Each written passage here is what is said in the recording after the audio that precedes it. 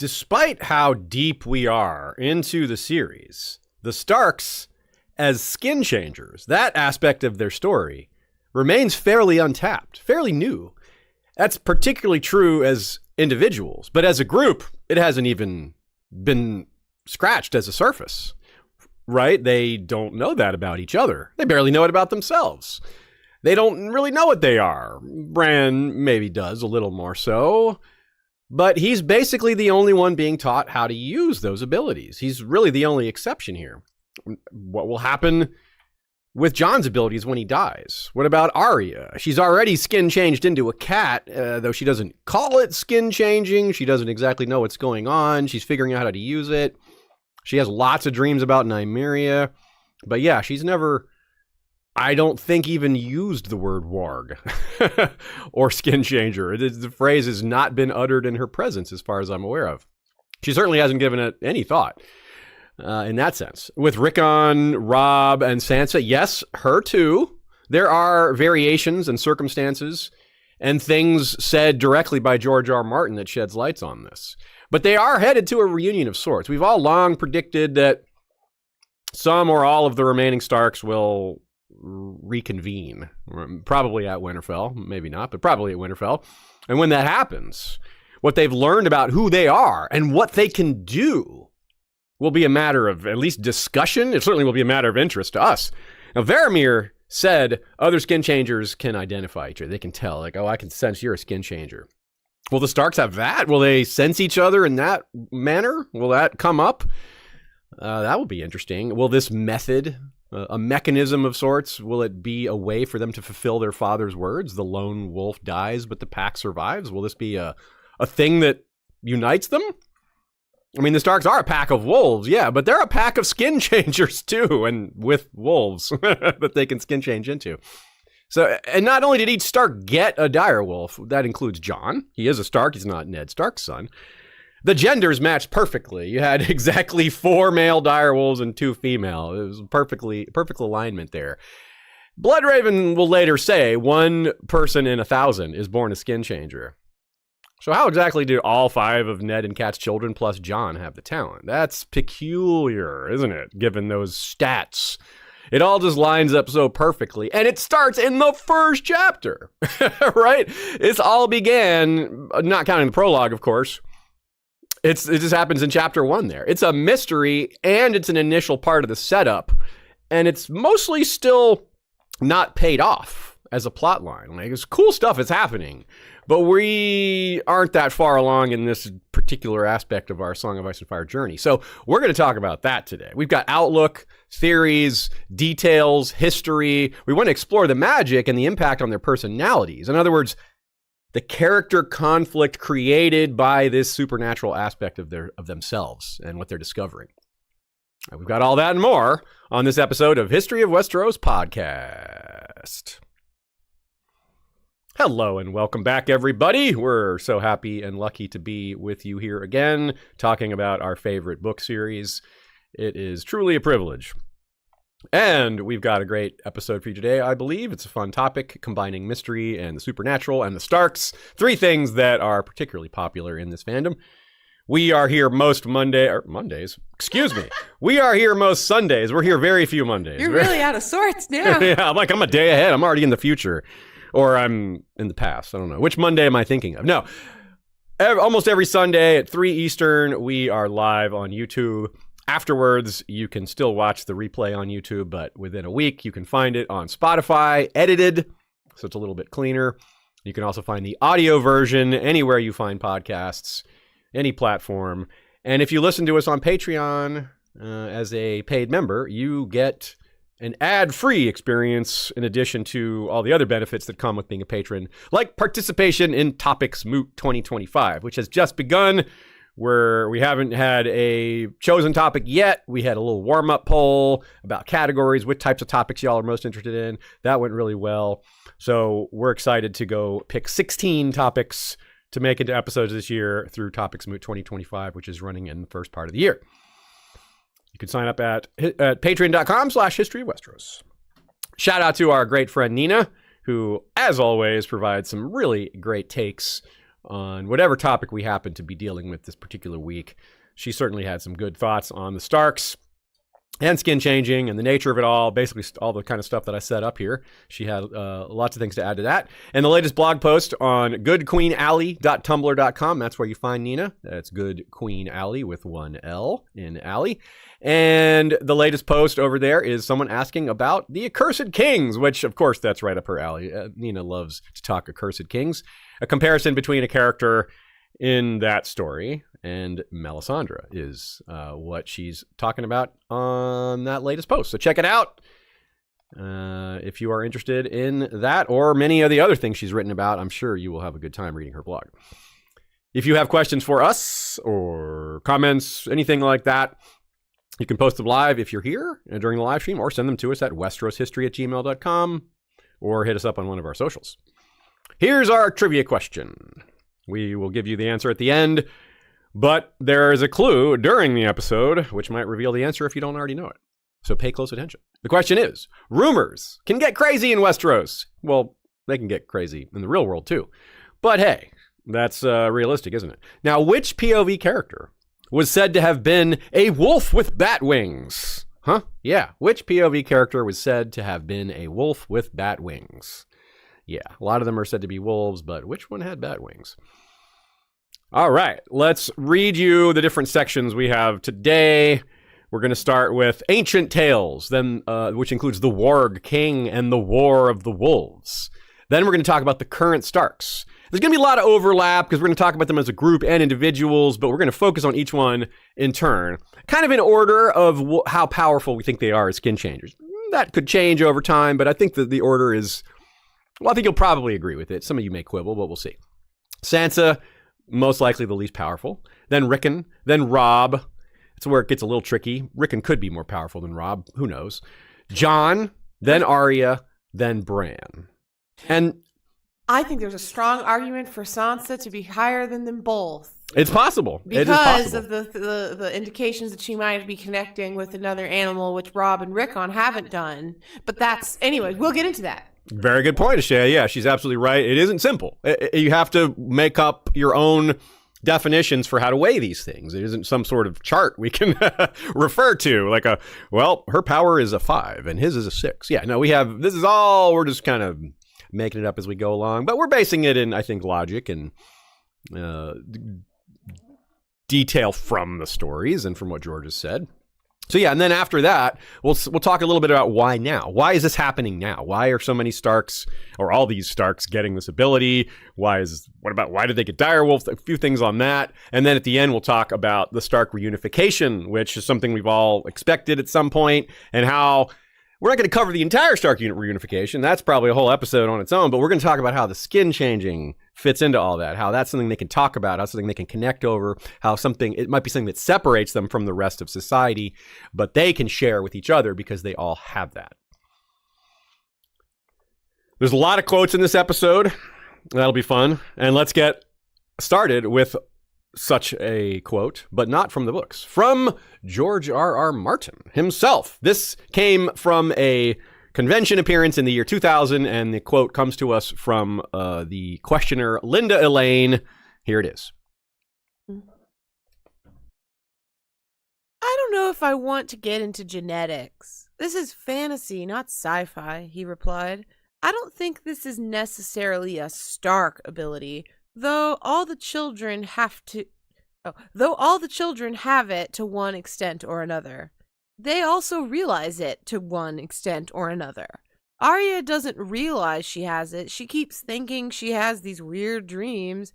And of course, Bran is much further along. So that's huge, right? I mean, and it's big for us in terms of like researching this, trying to figure it out. We don't have to think of it as genetic. It's not something that's necessarily passed down from father to son, from mother to son, or whatever, daughter, etc. It doesn't work that way. He doesn't tell us how it does work. So it still leaves us in the dark a bit, but we do know one way it doesn't work, and it's the one that you would probably default to thinking. It's probably genetic, but no, it's not. George says so straight up here. It's very curious that he says that not only do they all have it, which is, again, that's why we're very sure that Sansa has it. You can't really argue that Sansa has the skill when George says straight up, She does. So that discussion is over. She definitely has it. But to what extent? That discussion is very much in play. He also says that they all realize they have it to some extent, which is also very interesting because in the next sentence he says Arya doesn't realize it, but she realizes something. She's having these dreams and she doesn't quite frame that properly. And of course, Arya being, 11 years old at this point, doesn't exactly prepare her for making these decisions and for perceiving things as an adult might. On the other hand, it also helps understand things in a way that maybe an adult would pre-qualify, preconceived notions. A child is coming at it fresher, which is really big for Bran and Rickon especially. So the younger Starks have some aspects to this that are a little unusual. Their age is very important. They're all getting the ability at the same time chronologically, but it's hitting them at different ages. It's going to have a bigger impact on Rickon's personality than it does on, say, Jon's, because he's already mostly an adult. He's already partly developed as a human being. So this is something added onto him. Whereas for Rickon, it's coming along when he's 3. It's already a big part of his, by the time he turns 5, which I think is about how old he is now, it's already a huge part of him. He's already lived with it for more than a third of his life. Not the case for the other Starks. So it's nice for us to have this clarification from George, but it does create new questions while answering one big one. So a lot of you are probably surprised at that, maybe mildly to extremely surprised. A few of you may have already known about that, or had your suspicions, because it doesn't really come out looking, if you really dig into it, it's like, this, how could this be genetic? If all of them have it, and Jon has it too. Jon's not directly related to Ned Stark. He's came from Lyanna and Rhaegar. So the genetics part kind of falls a little bit by the wayside when you think about it that way. So, yeah. Now, this is also, that quote, as I said, came in the year 2000. So A Storm of Swords had just come out. So some of the stuff was new even for George. Like, he had just written it, right? Arya, as we said, is probably the second most powerful, but she doesn't really have any skin-changing stuff happen to her in Clash of Kings. In A Storm of Swords, she does. It comes out pretty big. But in a Clash of Kings, it's really just Bran having that. And the other Starks, it's more like there's rumors and maybe like people talk about Robb because he's got his direwolf by him in war, and there's rumors, but it isn't necessarily drawn from direct evidence of skin changing. It's just that this dude has a direwolf with him at all times, and people are going to talk about that. Now, as well, Jon has a major wolf dream in the Clash of Kings, one that's particularly peculiar. So that's interesting too. Maybe going beyond the wall triggered some things, who knows, but it's all part of this big mystery. Nina adds that, genetics isn't relevant here. That seems clear from not just from what George says, but it is true that his blood makes him what it is. So yes, it's not genetic, but it is still organic. It is still a blood thing, for maybe lack of a better word. Varamyr expected or wanted some of his children to have the gift, and he laments that none of them did. Now, neither did his parents, so he could have maybe figured out that it isn't, that passing it down from father to son, mother to daughter, whatever, isn't necessarily how it works. But what other model do medieval type people think about here? What other idea are they going to have? Well, where is this going to come from? Is the god, some god just going to like point at you and say, you now have this ability? And they did that when you were born? Genetics isn't the word they would use, but people inheriting the traits of their family is how most of them would perceive all of this.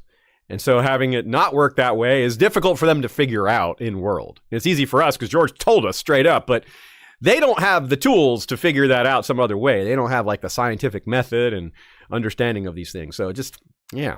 How much, Aziz, do you think... I messed a thing up. How much, Aziz, do you think that it's just like they had the dire wolves that helped with their bond, and other Starks in previous generations only spent time with a raven or whatever? You know what I mean? Like the animals they're exposed to maybe it helps to unlock that ability. I think it's a huge factor. Given what we know, I think there's very little else we can point to except the dire wolves as a major factor for sort of awakening or unlocking that ability in a way that maybe other animals wouldn't. Because yes, like a Stark, you'd think they would there'd be dogs and horses and in Bran's case, some birds here and there that he deals with on a regular basis. But they don't have that kind of bond with those animals that they do with their direwolf. The direwolf is like a special animal in terms of their relationship, even without the magical elements. None of them had a pet dog prior to the direwolves, right? They may have dogs that they liked, but there's no, like, highborn nobles in this setting don't really have pet dogs. They don't really think of it that way. It's not the relationship that we have with animals in our world is different, you know? So the concept of a pet is not quite how they think of a lot of these things. It's like, we have a relationship with animals, but pet owner isn't exactly how it works, right? More of them, for one thing, most animals are livestock. It's not, most people can't afford to have animals purely for companionship. And as I said, think of an example of any highborn noble in all of Westeros that has a dog as a pet that they keep by them all the time. It's pretty rare. I can't even think of one off the top of my head. There probably is a couple, but certainly not the Starks. So it would be the first time that they really bonded with an animal would be these direwolves. And especially for the really young ones like Rickon and Bran. But yes, was that arranged? Was there something supernatural? Was some powers that be, Bloodraven or the old gods or something? Did they send those direwolves in order to activate these abilities that might exist in lots of other Starks and lots of other Northerners, if not lots of other people, that just never get awakened? There's nothing, that the trigger isn't there, the teaching isn't there, the acceptance isn't there. Like, none of these Starks want to be skinchangers. They've all been told all their lives that skinchangers are bad. They're evil. Old Nan stories, they're never the good guys. Skinchangers aren't, there's no good guy skinchanger stories they were told as a kid. It's something out of Old Nan stories, and they're villainous exclusively. In the real world of Westeros, skinchangers aren't all evil, right? Clearly not, because these Starks aren't evil and they're skinchangers. That's the best proof you could possibly have. But cultural belief south of the wall, they are shunned, if not hunted down and killed. That's what Jojen says. We'll have a quote on that later. So it's not good. The Starks grew up thinking this is bad. So it's a difficult thing for them to accept. And that lack of acceptance, given this cultural bias, makes it hard for them to engage with that part of themselves. They don't want to. They resist what they are and don't use it. That's something that Varamyr thinks about Jon. He's like, boy, this kid's pretty strong, but he's just resisting what he is. If he was trained, if he was embracing his power, he could be a real factor. But instead, Varamyr's like, but he doesn't. So he stinks. He sucks. He's powerless. I could take that wolf from him if I wanted to. That's Varamyr's inner monologue. Whether that's true or not, I don't know. But I suspect it might be because he has a sense of these things. But Mance told him not to do it, and Varamyr listened. So more on that later. There's other places besides the north where there's stories of skinchangers. The particular one is Red Lake. Red Lake, Rose of Red Lake was a skinchanger back in the days of Garth Greenhand. She could turn into a swan, I believe. And there's other queer things about Red Lake that are interesting, like a certain dragon was drawn to Red Lake at the end of the Dance of Dragons. Y'all know what I'm talking about. It was a crane, by the way. Oh, crane, that's right. I should know. I was her on House Crane, of course. No, yeah. I was her on Michael Clarfeld's map. That's right, you were. Yeah, I remember that, but I couldn't remember which bird it was. The cranes, and then that is... Oh, yeah, it even says here in my notes. I just overlooked it. The Cranes of Red Lake. It says it right here. Anyway, Shea was Rose of Red Lake. That's cool. She was the model for that There's character. a lot of it down in the Reach, though, because of Garth Greenhand's kids, right? Yes. Multiple examples. But this is one of the ones that's the most prominent and remembered as such. There's probably other ones maybe they got lost in the shuffle, but it's very explicit that Rose of Red Lake was a skinchanger. And so maybe something about Red Lake. Maybe that region... It drew a dragon. It's got skinchanger. Maybe that's like a hinge of the world. You know what I mean? Like there's magic in that zone, kind of like Beyond the Wall and other places where things just work a little differently. Now, if you were thinking, okay, maybe George was misquoted, or maybe there's a chance that wasn't quite right. That wasn't the exact words he used. We have a backup quote from someone named Oberyn. Hey, Oberyn, yeah, right on. In 2000, so the following year. And the question was, are all the Stark children wargs/skinchangers with their wolves? And George says, to a greater or lesser degree, yes, but the amount of control varies widely. So he had a second chance to answer this question and answered it the same way. So to me, that settles it. There's no question here. Each Stark, all of them, that includes Sansa, that includes everyone, right? And he uses the word control. And this is a thing where we talk about the difference between skill and talent. Talent is inborn. Talent's something you're born with. You come with it. You come preloaded with abilities. Skill is experience and using it, your ability to use your talents, or creating, learning to do things that maybe you don't even have a talent for. So all the Starks have the talent for skin changing. Very few of them have any skill. Bran has some skill, maybe a lot of skill. It's increasing rapidly. He's got a teacher. So that puts him in a different category. He's both the most talented and the most skilled. So he's really does kind of is an exception in a lot of ways. But are we supposed to believe that they won't get more control, more skill over time? I seriously doubt that. Of course they're going to get some more. How much more? Well, that is the question, or a question. But certainly more than they have now, certainly more awareness of what they are, coming to terms with it, things like that. There's lots of character moments that will fit into this, the supernatural topic. And one of the biggest topics of this episode, too, is, again, that inevitable Stark reunion, which I'm so fascinated by. Can they talk about their abilities? Like, hey, we've all had dreams. Like, hey, Bran, I had dreams of being a wolf. And he's like, well, I can explain that to you because I've been taught. Or will he keep it close to the cuff? Will he not share that with them because it will bring them to a place that he doesn't want them to be? Maybe he thinks it's bad for them. Maybe he thinks the power will corrupt them.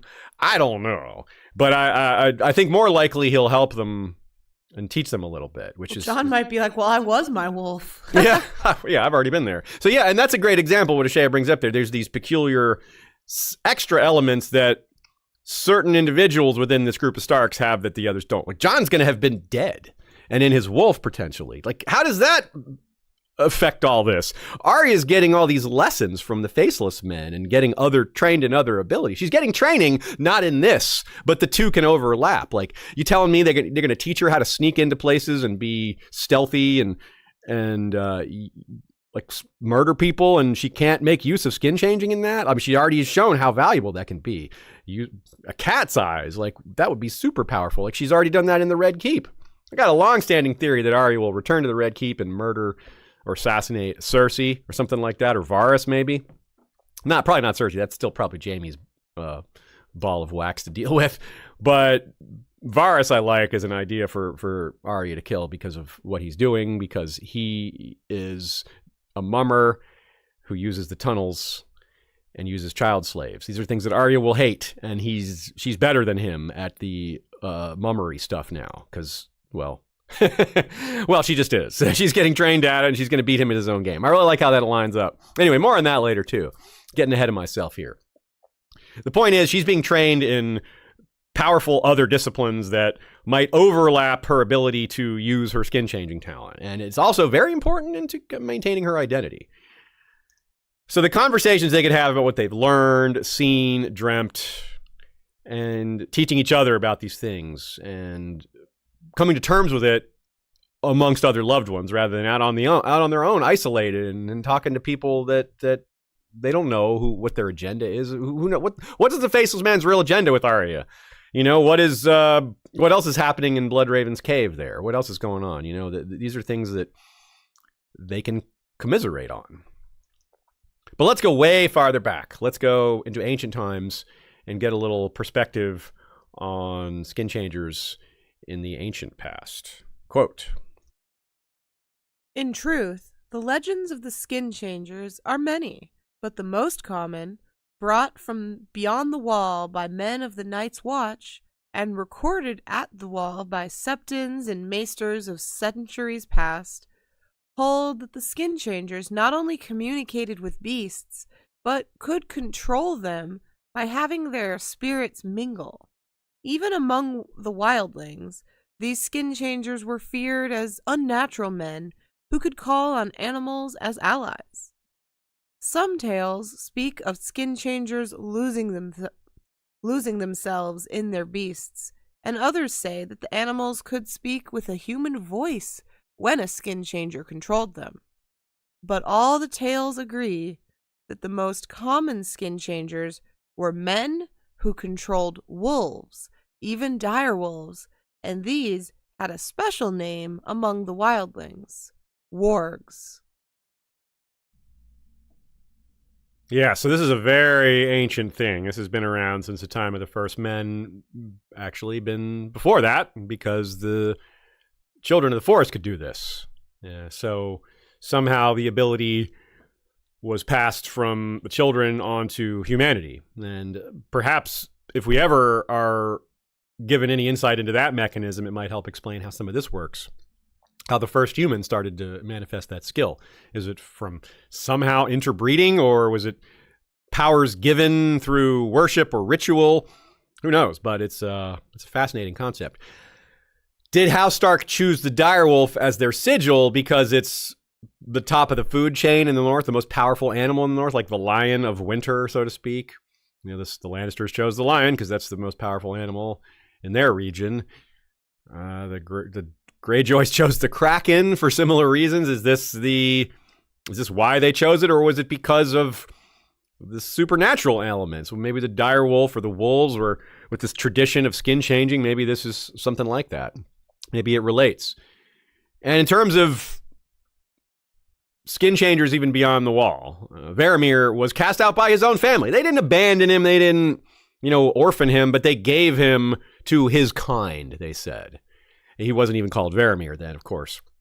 He first skin changed into one of the family dogs, which got him caught because, well, he killed his brother while inside the... Yeah, this isn't a good man or a good boy.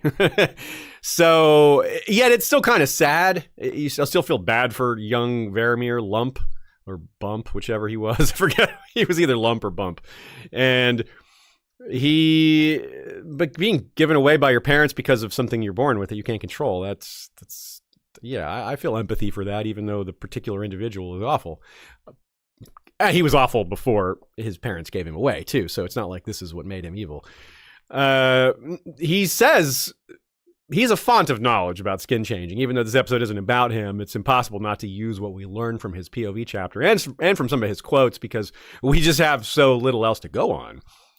And George used Varamyr as a vehicle for that. Like, he very intentionally said, hey, I'm going to tell y'all about skin changing stuff and Second Life and all that through this POV, which will then set up what's going to happen in these Stark POVs, the more important skin changers. So Varamyr, one of the things he teaches us is that dogs are easier. For example, he killed his own brother by slipping into a dog when he barely had any training or ability. Now, Varamyr was a very, very naturally talented skin changer. He's extremely powerful, was extremely powerful. But with a dog, frankly, you don't need powers to get a dog to be obedient. It's not quite the same as skin changing, I'm sure, but like, dogs are very loyal and obedient in the first place. Maybe you don't need that supernatural. So if you can only control a certain amount of animals at once, I can see why you wouldn't bother with dog, because the dog will probably stick with you anyway, Dogs are great that way. Wolves are pack animals, but they're not tame or docile or obedient in ways that dogs can be. Now, there was someone to take him, as he said. Somehow his family knew who this community of skin changers were. They knew how to find them and hand Varamyr over to them and say, hey, you belong with your own kind. They'll raise you. They'll teach you the ways of skin changing. And that's what they did. And it, obviously not the best thing for a child, but it worked out okay for him in terms of his master. Didn't work out very well for his master because he ended up killing him too. But he did learn, ostensibly, his family wanted him to learn about being a skin changer, and he got that. He was introduced to his kind and learned things about them. It was a gathering of skin changers, right? That was a thing that he went to. And at that gathering, he realized he was already the most powerful there. Partly because they have a sense of each other and their powers. It's like it's something that comes with being a skin changer, is the sense of other skin changers and how powerful they are. So, other than him, compare him to the Starks. The Starks weren't kicked out of their family. They weren't given to skin changers to be raised among their own kind.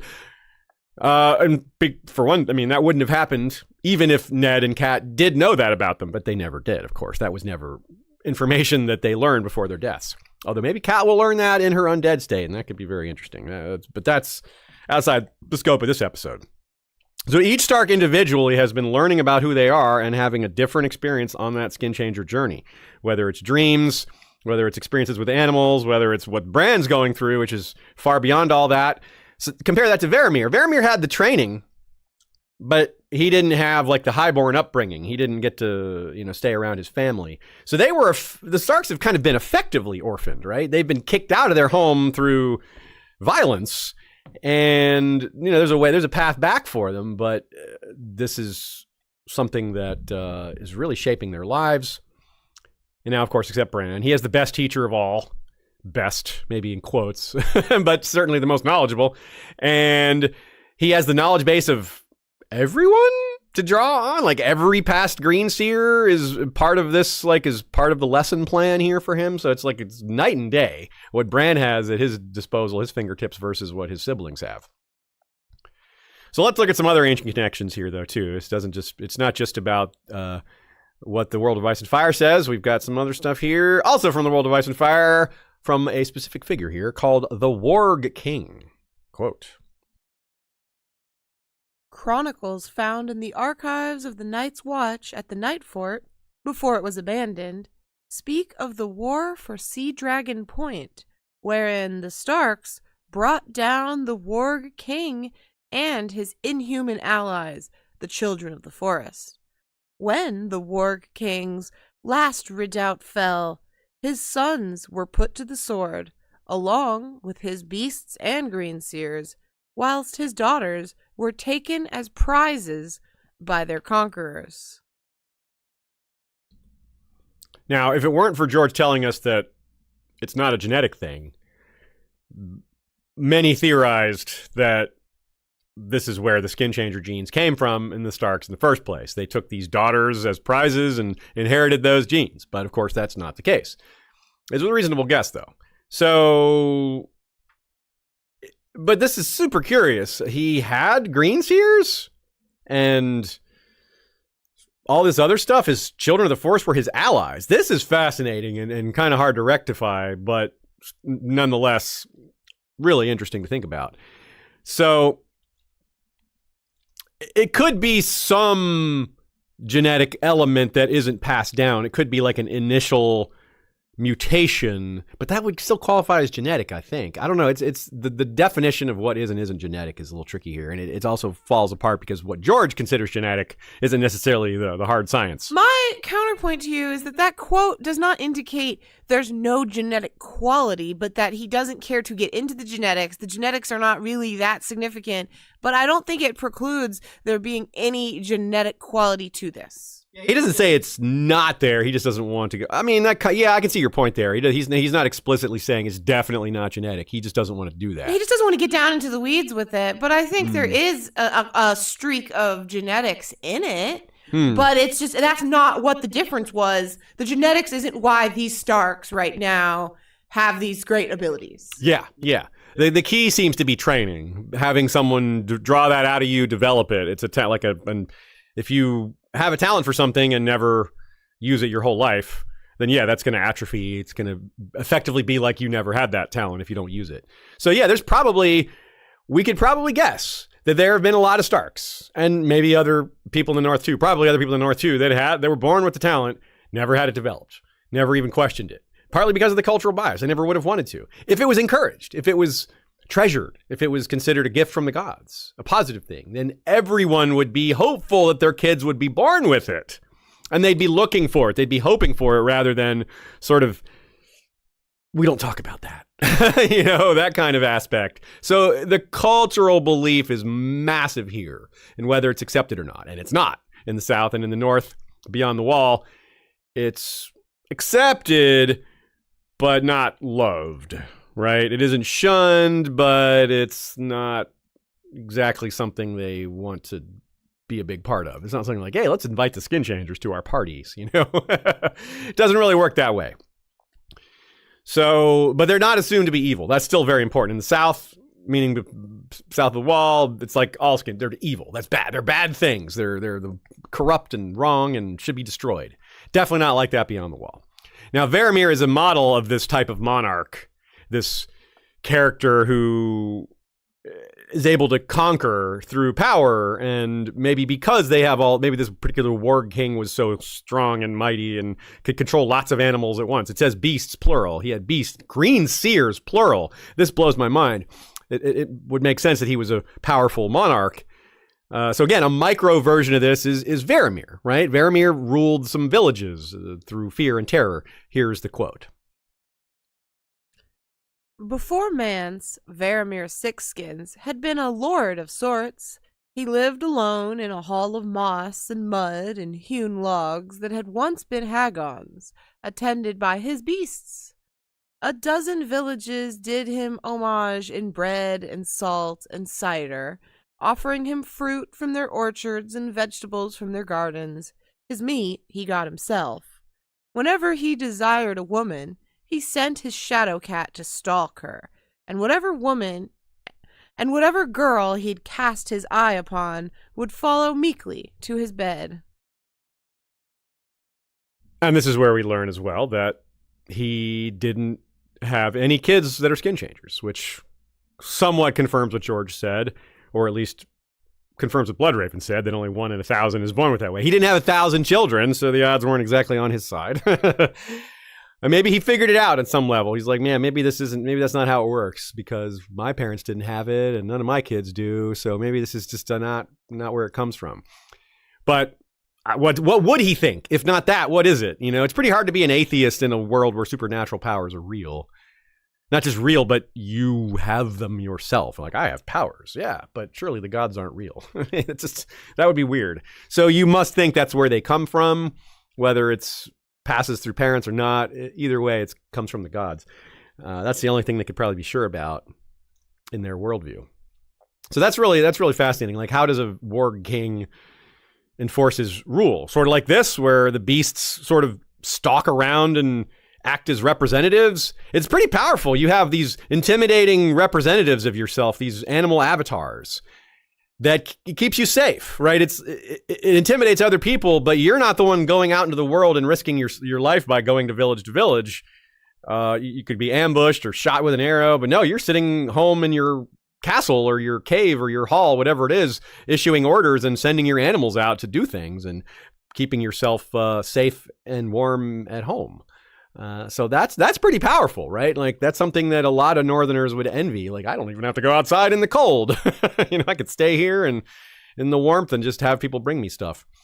So that's really, really interesting. And you can see how someone with a lot more power than Varamyr, or someone with more time, Varamyr could have grown in power, and his control over a dozen villages could have been control over 20 or 30 or 40 or something like that. Maybe one day he could have been king beyond the wall. Who knows?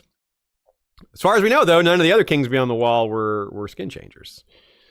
But there is this example another example from the world of Ice and Fire called the War of the Wolves, which I also would like to hear us quote. Ancient ballads, amongst the oldest to be found in the archives of the citadel of Oldtown, tell us of how one king of winter drove the giants from the north, whilst another felled the skinchanger Gavin Greywolf and his kin in a savage War of the Wolves. But we have only the word of singers that such kings and such battles ever existed. Yeah, it makes you think more and more about what we were just talking about how a skinchanger king would deploy his powers in an effort to maintain power. Being in two places at once that we just talked about, or multiple places at once with your animals, is a good example, but there would be other things. And Varamyr is a good example of what can go wrong, of a person who's corrupted by their own power and just takes what they want and just slakes his desires. It's one of the worst ways that this can go. And it backs up the idea that skinchangers are malevolent entities, even though it's not true. It certainly makes people think that way if this is the kind of example you're given. He's a tyrant. Nina calls him basically like a local god king. Yeah, he has supernatural control over things that no one else does, or few people do, and he uses that to dominate and to terrify. Ruling through fear. Definitely not ruling through love. We talked about the dichotomy there. This is absolutely 100% fear. There is no love whatsoever in this style of control, of authority. But there's no reason why every warg king has to be awful. why? Like, why would they all be bad? You know, there's nothing inherently evil about wolves or any of the other animals, really. So now, if you're more animalistic, a human that has a lot of animal traits that maybe can't control their appetites, their desires, I could see why that would be dark, maybe lead you astray a bit as a human being. That's a big factor, being a skin changer. Jojen and Mira very much lament how much time Bran spends inside his wolf, that it's becoming, that he is bending to Summer's will and Summer is not bending to his, becoming more wolf-like. We have that concern with Jon in his second life. So, yeah, maybe there is an element of this that does lead people a bit astray. I still wouldn't go so far as to say that skin changing is evil or corrupt.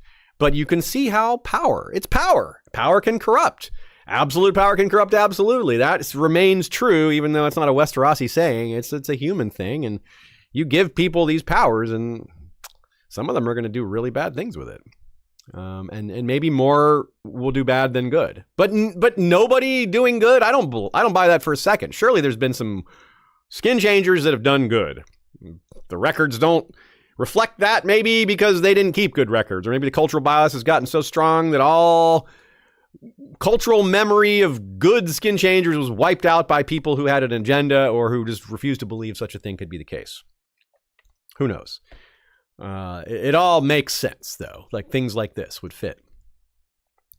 And we saw it with Robb Stark a bit. You know, you wonder what the long term would have been like with him. Like, he used Grey Wind to exercise his authority over Great Jon, who was, you know, testing him. He's like, well, he passed that test with flying colors, right? But Grey Wind really helped with that. And Grey Wind is huge, literally huge, but in terms of Robb's ability to rule and to lead. Like, people were intimidated by that. People were like, this boy king with this wolf. It gave him extra gravitas. It gave him more authority. It counteracted some of his youth. It's like, yeah, this kid, they don't want to listen to him. But this is a kid with a wolf. This is a Stark. No one's going to call him a boy in Great Jon's hearing anymore after that incident. And things like this are why, right? So we would have wondered what in the long term would have looked like. Robb Stark, a king, sitting on his throne, dealing out justice, administrating his kingdom with Grey Wind at his side. What would that have looked like? Grey Wind just like a feature of his court, maybe intimidating people, maybe just adding some authority here and there.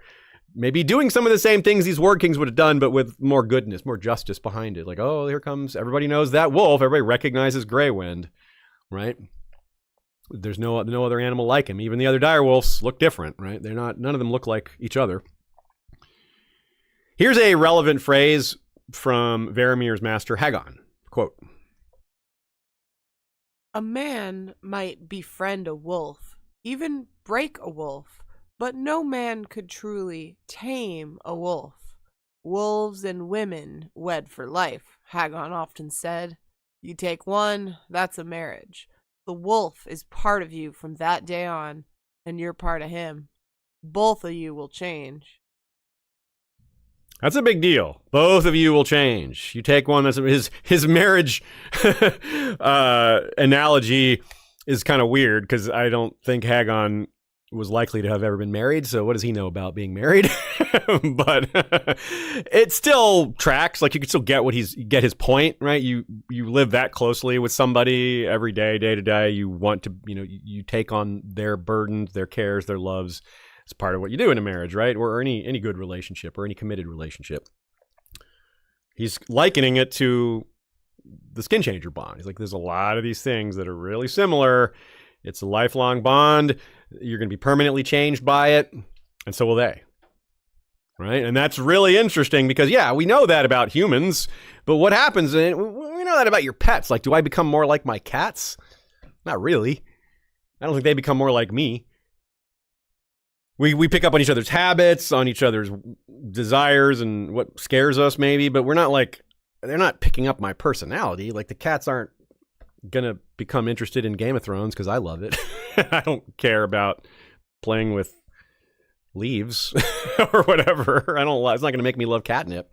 So, but it could, in this case, for skin change, like a human could learn to start loving catnip because they sense that their animal loves that and they vibe with those feelings and it becomes part of their feelings.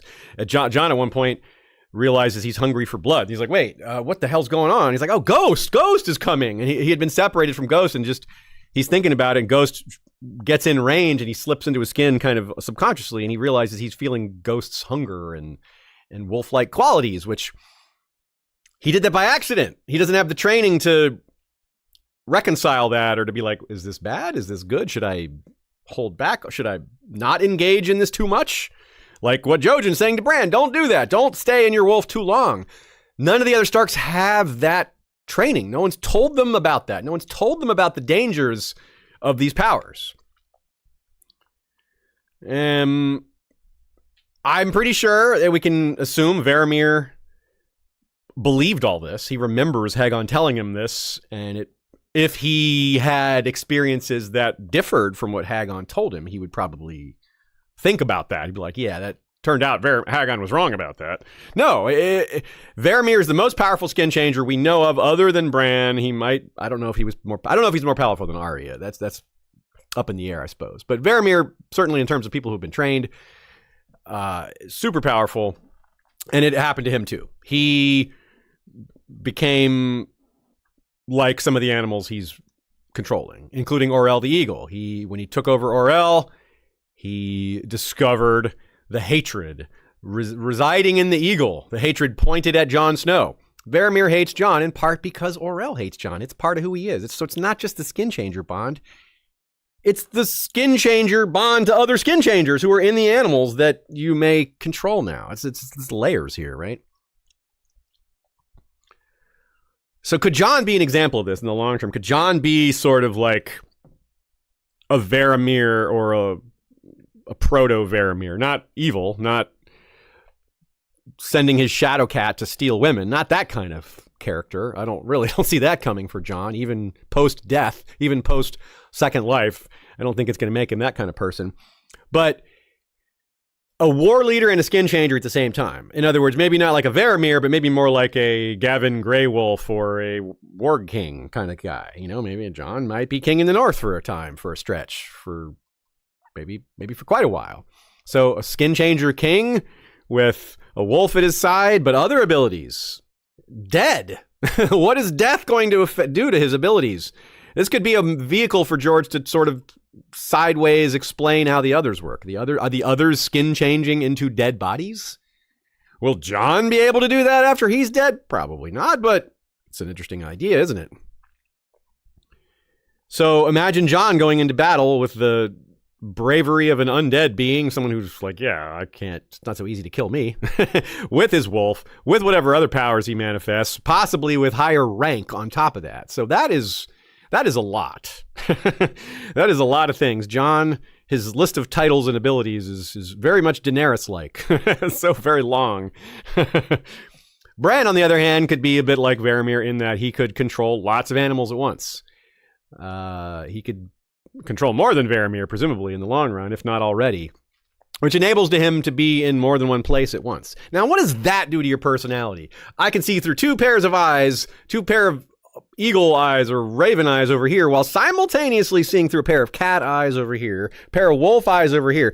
How many different realities are you perceiving at once? That's going to change your brain. I told Deshea once, we're playing this game, we play the game Beat Saber a lot, right? It's really fun. It's good activity. First time I ever played that game in 360 mode, my eyes and brain had never seen such a thing before, and I swear it activated parts of my brain that had never been used. It was very exhilarating. These only existed in 2D scenarios prior to that. That's right. I exist in Flatland only. Yeah, exactly. That's what I was about to say. I was like, it was a Flatland type beat. I discovered the third dimension only recently, y'all. I exist purely on pieces of paper and books, flat things only. Yeah, so that's really fascinating to think of Bran in the long term, either leading lots of animals into battle or just in general as representatives himself. I don't suppose he can be a war leader like Jon, but he could be. Maybe he goes Master Blaster with Hodor, riding into battle on Hodor's shoulders, or just controlling Hodor, swinging a sword with Hodor's. It also makes me think of, there's a web serial I really like called Worm. It's about like superheroes, but one of the characters controls like bugs, insects, swarms. And as you can imagine, controlling like that many creatures, that speaks to like a crazy level of processing power, right? Yes. And so they really dig into like how that's kind of a superpower in a lot of ways, is being able to multitask. And it's also fascinating when you consider that like bugs especially have like a very hierarchical, like there's like the brains. It's like, well, how does this work? Like, do they, like, which, are you controlling all of them, or are you just controlling the brain, or like, how does that work? Yeah, it's really, really interesting. Like the differences in social structure and hierarchical things within a species. So in the first place, though, it's a bit curious that a skinchanger king could even exist in the first place, right? Given that there's a massive prejudice against skinchangers even in the North. Like, how did a skinchanger become king if everybody hates skinchangers? Well, we're talking long ago. Maybe it wasn't quite like that. Maybe they weren't shunned back in the day. Maybe it was the Andals coming along that really pushed that.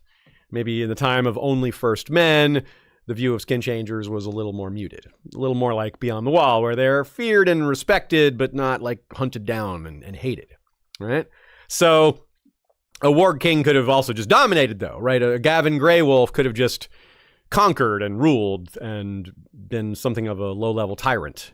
But maybe it was something more. Maybe it was they actually offered something to people that made them want to join their kingdoms. Like, hey, I want to live with this guy as my king. I like him. He's a good ruler.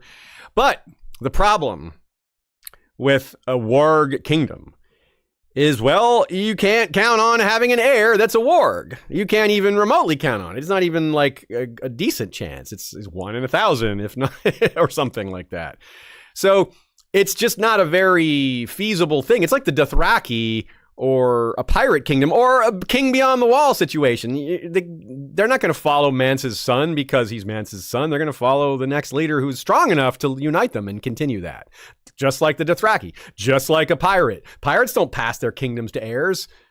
Either the kingdom breaks apart or someone strong comes forward and keeps it going through that strength. So family ties don't matter in those cases very much.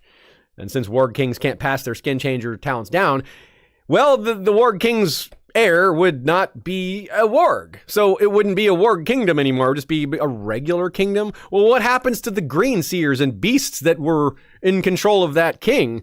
When that king passes, what happens to all those beings? Like, do they just run away? I mean, that is kind of what happened with Varamyr when he lost control and died. Well, all his animals just kind of ran off. Do you think there's any chance that the warg king was a king of wargs? Like, he was a warg and he had his own like contingent of wargs and people flocked to him. Yeah, like he had an army of wargs. I just want to throw that out there. I hadn't considered that. I like it. It's a good idea. I mean, like, he was like a guy that said, hey, you can live under my kingdom and we won't persecute you. Or, yeah, in fact, I'll recruit you and make use of you in my armies. Interesting. That's cool. That's a cool idea. I like that. So again, I come back to the idea that we're looking through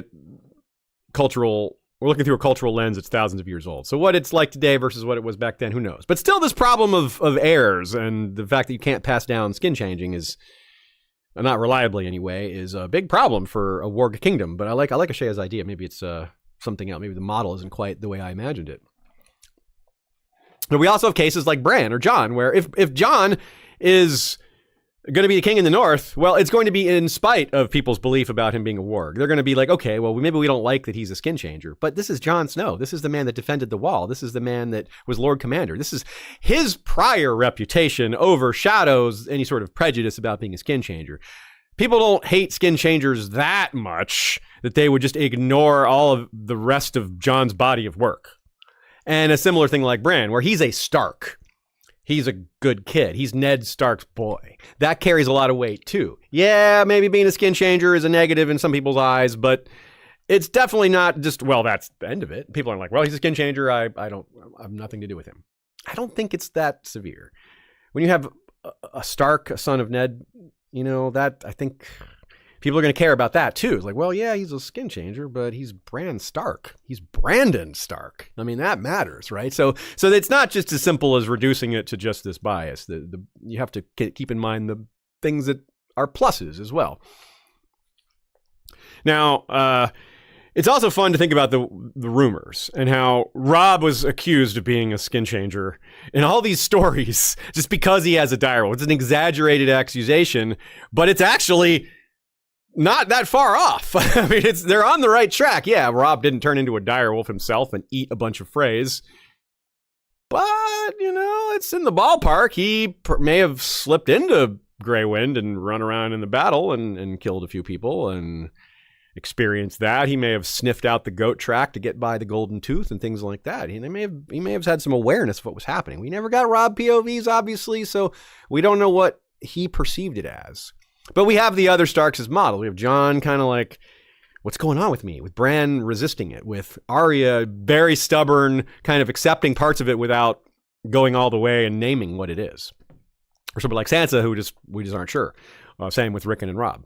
So here's a very distinct example of how it comes up. This is Bran being confronted by Jojen about what he is, and his reaction is he doesn't like it. Quote. "Warg," said Jojen Reed. Bran looked at him, his eyes wide. "What?" "Warg, shape changer, beastling. That is what they will call you if they should ever hear of your wolf dreams." The names made him afraid again. "Who will call me?" "Your own folk, in fear. Some will hate you if they know what you are. Some will even try to kill you. Old Nan told scary stories of beastlings and shape changers sometimes. In the stories, they were always evil." There you go, that last line, the cultural belief. The stories, they were always evil. Even old Nan tells these stories, which implies they've been told for a very long time. She learned them from somebody. That person learned them from somebody. All that. Now, Varamyr is evil. So here you go, like that one tracks. But like Orell he comes off as an antagonist, but like Jon killed him. And Orell didn't do anything to Jon, just be a wildling, be a free folk, be a scout that happened to be, in his way. So I don't think we can fault Orell for hating Jon. I don't think we can fault him for even hating the Night's Watch. If he's done some raiding and raping and reaving, that sort of thing, okay, that's bad. But I can't hate Orell for hating Jon, right? That seems just human, right? And I don't know what evil he did while alive. Maybe he wasn't even much of a raider. I think the show portrayed him that way, but that's the show. Don't take that for the truth in the books here. And Orell was accepted by his group. He was in a small gang, for lack of a better word, group, sub-tribe. Ygritte was with him, and that other guy that they were with, they seemed to be cool with him. No one seemed to have any issues with that. In fact, why wouldn't they're scouting and they're raiders. They got an eagle on their side. That seems very valuable. Like, why would we shun that? This guy is like an amazing, valuable scout to us. But for Bran, a child, Jojen, who he sees as an authority figure, is telling him some very heavy stuff, saying your own people will want to kill you. What a thing for a 7-year-old to hear. Where did Jojen learn all this? Jojen isn't some man of the world. He's lived his whole life in the neck. He most certainly learned this from his family, his extended family, his father, his mother. It's probably true, right? I'm not saying he's making it up, but it's interesting to think about where he got his information. It seems to be just a pervasive belief in the North, perhaps even more so in the South. Maybe in the South, farther south, meaning they don't even think about it as much. Like the word skinchanger probably doesn't come up very often. So yeah, and in Orell, like, put yourself in his place. He doesn't want to be shunned. Very few people want to be shunned. Very few people want to be isolated. Most people don't choose the hermit life. They would rather be accepted by society. They'd rather find a place within whatever culture they exist in. And so Orell's probably very happy to exchange his skills, his scouting abilities, his talents in exchange for a place at the fire. Acceptance among his fellow humans. Like, well, they don't shun me, even though I'm something else, So that's a big deal, right? So that explains a lot about why skinchangers are treated the way they are, why they would find more of a home in the North, because it's the one place that doesn't hunt them down and kill them. Even if Jojen's exaggerating a little bit, which is possible, it's possible. It can't be entirely made up. I don't think it's just pulling that out of nowhere. So again, it comes back to Bran is resisting this. He's resisting his powers. He's resisting admitting what he is, which in turn limits and inhibits his ability to use those powers. Now, Bran overcomes this later. He accepts what he is. He's got a lot of evidence. He's got a lot of burden placed on him. He sees a lot of stuff. He's got the Green Seers. He's got the children. So there's a lot of people coaching him, telling him, teaching him. But at this point, when it's new to him, it's such a shock. It's such a blast of cold water. It's such an unpleasant thing. So anyway, let's start to get into specific Starks. That's a lot about Bran. We'll come back to Bran near the end. But let's talk about the specific Starks here. And why don't we hear about other Starks being skinchangers prior to this current generation? That's a peculiarity, isn't it? Maybe it's just that they had the talent and it was never developed. It's entirely possible. I think the picture we've painted so far absolutely supports that conclusion, that many Starks were born with the talent but never had any reason to develop, never knew they had the ability, never wanted to, because they don't want to have that ability. They don't want people to find that out. It would be like, I don't want anyone to know about this. I don't want to have this ability.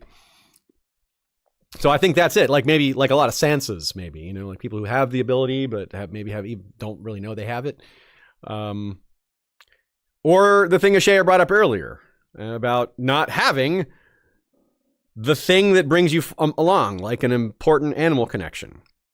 And we are introduced to this concept very early on. You know, can I just say, I think of like someone who has a natural musical talent. Like maybe like you notice like they're always on beat when they hum, but they never have an instrument put in front of them and they never learn they have that talent, right? Yeah. Happens all the time. Yeah, someone has a naturally good voice, but like there's a lot you can learn about how to sing, how to project your voice, how to be louder, how to not hurt yourself, like singing lessons for a good person who's good at singing is maybe the most simple because your voice is already there. But for an instrument, you make a great point. So the catalyst I'm referring to that Ashaya brought up earlier is a direwolf. A direwolf might be a great way to draw the skin changing ability out of a Stark youth. But we were told in chapter 1 that, well, quote, "It was bigger than his pony, twice the size of the largest hound in his father's kennel. It's no freak," Jon said calmly. "That's a direwolf. They grow larger than the other kind." Theon Greyjoy said, "There's not been a direwolf sighted south of the Wall in 200 years. "I see one now," Jon replied. Presumably, Theon is not some independent expert on direwolves. He probably learned that from Maester Luwin. But no one, challenged his number. No one's like, nah, it's been less than that. Ned was there. Jory Cassell was there. There's people with some knowledge, people older than Theon around there. So if he had been wrong or speaking out of turn, they probably would have corrected him. So it's probably true. It's probably about right. Because we have no reason to doubt it. So a couple hundred years. So that's a couple hundred years where no direwolf triggered any Stark's latent skin changer skill, assuming that's a method. I wouldn't guess that's the only method, but it's probably a method to draw that ability out, as a catalyst to show to reveal to the user, to the person holding the ability, that they have it. And again, I want to point out and remind you all that Jon is not the son of Ned, so he has the ability without actually being in the same sibling group as the others here. So does that make Ned curious? I wonder if Ned thought about that. He's the only one who might have realized it because he's the only one who knows who Jon's parents really are in that group, or almost anywhere. It was the appeal to the old gods by Jon that got Ned to accept the direwolves. He's like, no, we can't take them. They should just be left to die. And Jon goes, my lord. Remember, he says, my lord. He doesn't say father. He doesn't say, He says, my lord, or Lord Stark. Isn't it, the direwolf is a sigil of your house. Look how many, there's 5 exactly. They're the right gender. The old gods sent them. Ned's he's too much of a believer to just ignore that point. He's like, that's a good point. All right, you all can keep the direwolves. That's fine. Jon's appeal worked. His appeal to a higher power. Ned was the authority in that situation. He's the Lord Stark. And so the only move Jon had was to appeal to a higher authority, something above even Ned, which is the old gods. And it worked beautifully, brilliantly. And Jon may have been more right than he thought. Maybe the old gods did send those direwolves to activate their abilities. So Ned knew though, he's like, well, if the old god sent these direwolves for these kids, one of these isn't my kids, but there's still 6 of them. So that's interesting. I wonder what he thought about that. And like, one of these direwolves is going to Lyanna's child. Did that matter to him? Did he notice that? It's pretty curious. And George pointed out as well, outside of the books, that the loss of Lady is very important for Sansa. Very important for her lack of development as a skin changer. So given he said she has the talent, and given he said that the loss of Lady is a big deal, what conclusion can we reach other than the direwolf is a very important tool / method / just way to bring the power out of somebody and to help them develop their talent? It seems pretty straightforward. Like they're a guide of sort, a spirit guide of sort, just an anchor to their abilities. I don't know what word works, but it wouldn't happen with just random dogs, cats, and horses. It's not an animal they have as close of a bond with. Maybe it would have happened for Bran in the long term with his horse Dancer, his one solo horse that only he can ride because it's trained to work a special way because of his disability.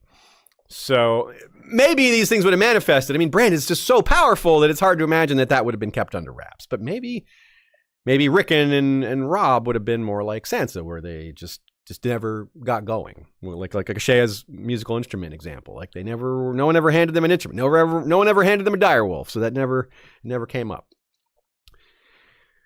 So again, it isn't just Bran who thinks about Old Nan and the stories of wildling or of skinchangers and how they're evil. Jon thinks of that too, and I don't think Sansa does, but it probably comes up in their minds, maybe off page. Rickon and Robb had probably thought about it. Maybe not Rickon, he's too young, but Robb probably had.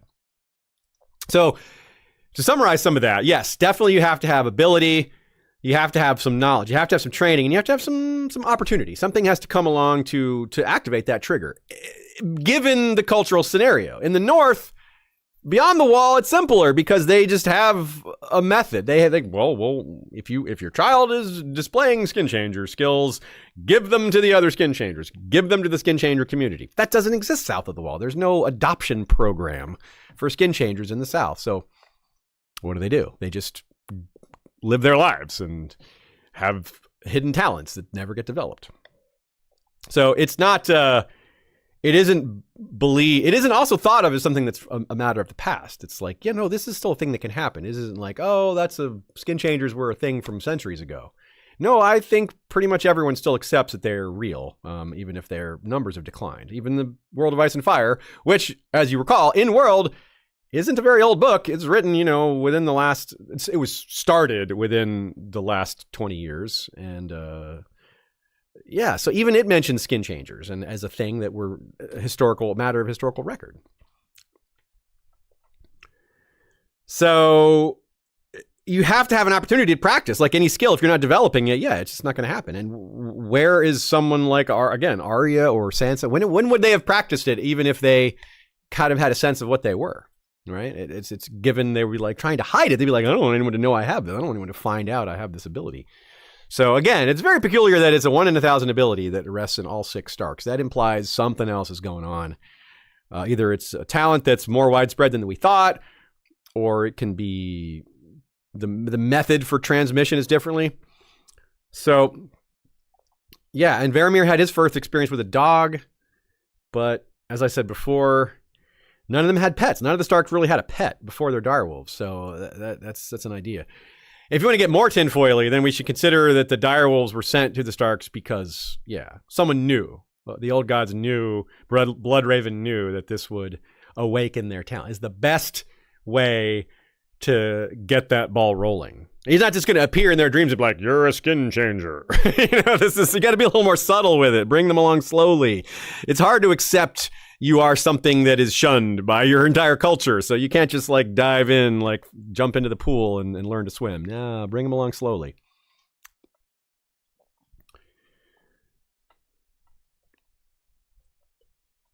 We've been using Magic Mind for quite a while now, which I think gives us perspective that we didn't have when we first introduced it to y'all. That we can actually say we have an idea of what the long term is like. Just as we were discussing the long term for skin changing, we have something a little more mundane in the real world here to talk about. A mental performance shot doesn't give you the ability to communicate with animals, but it does give you better concentration and perhaps some other benefits. For me, one of the great benefits has just been having a nice routine. I'm really bad at work-life balance, working in a position that is also something I'm a big fan of. It's really hard to separate the two sometimes. That can be a problem. It's a good problem to have. I cannot even begin. I would never complain about what I do for a living, but it is still something that I deal with, separating work from life. And having little disciplines, having routines, like drinking Magic Mind in the morning, really helps me settle these things a bit. It really helps me establish these boundaries, because it helps me focus a little more and helps me stay on top of the need for that separation. Again, I want to point to Bacala Monnieri, the most studied ingredient in Magic Mind. It is proven to help focus and clarity and concentration. You not just by drinking a couple of these. You got to drink them for a few weeks to have that effect. That is what the studies say. So I'm going to keep harping on that because it's a real powerful thing. You've got a drink that it's actually proven to help your concentration and focus. It will work on most people. What else do I need to say? magicmind.com/VIPHow20. That's VIPHow20. Use that code for 20% off Magic Mind. With other deals and specials in place, you can get up to 40% off, 48% in some cases. That's pretty sweet. So maybe it's time for you to start your Magic Mind journey. Try it out for a couple weeks. See if you notice a difference. See if you appreciate the routine. And let us know. VIP How 20. Once again, Magic Mind.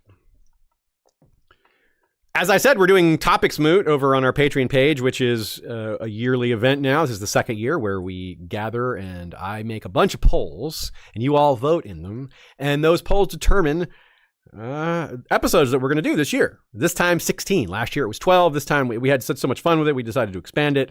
So 16 of the episodes we make this year will be determined in Topics Moot.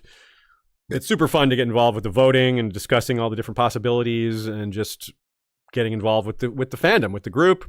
So sign up for Patreon and join the fun, and also get your episodes ad-free, several bonus episodes, and the satisfaction of supporting what is presumably one of your favorite podcasts. If it's not, well, never mind. Let's move on. Here's another quote from Little Grandfather, aka Jojen, who has a lot to say about this topic.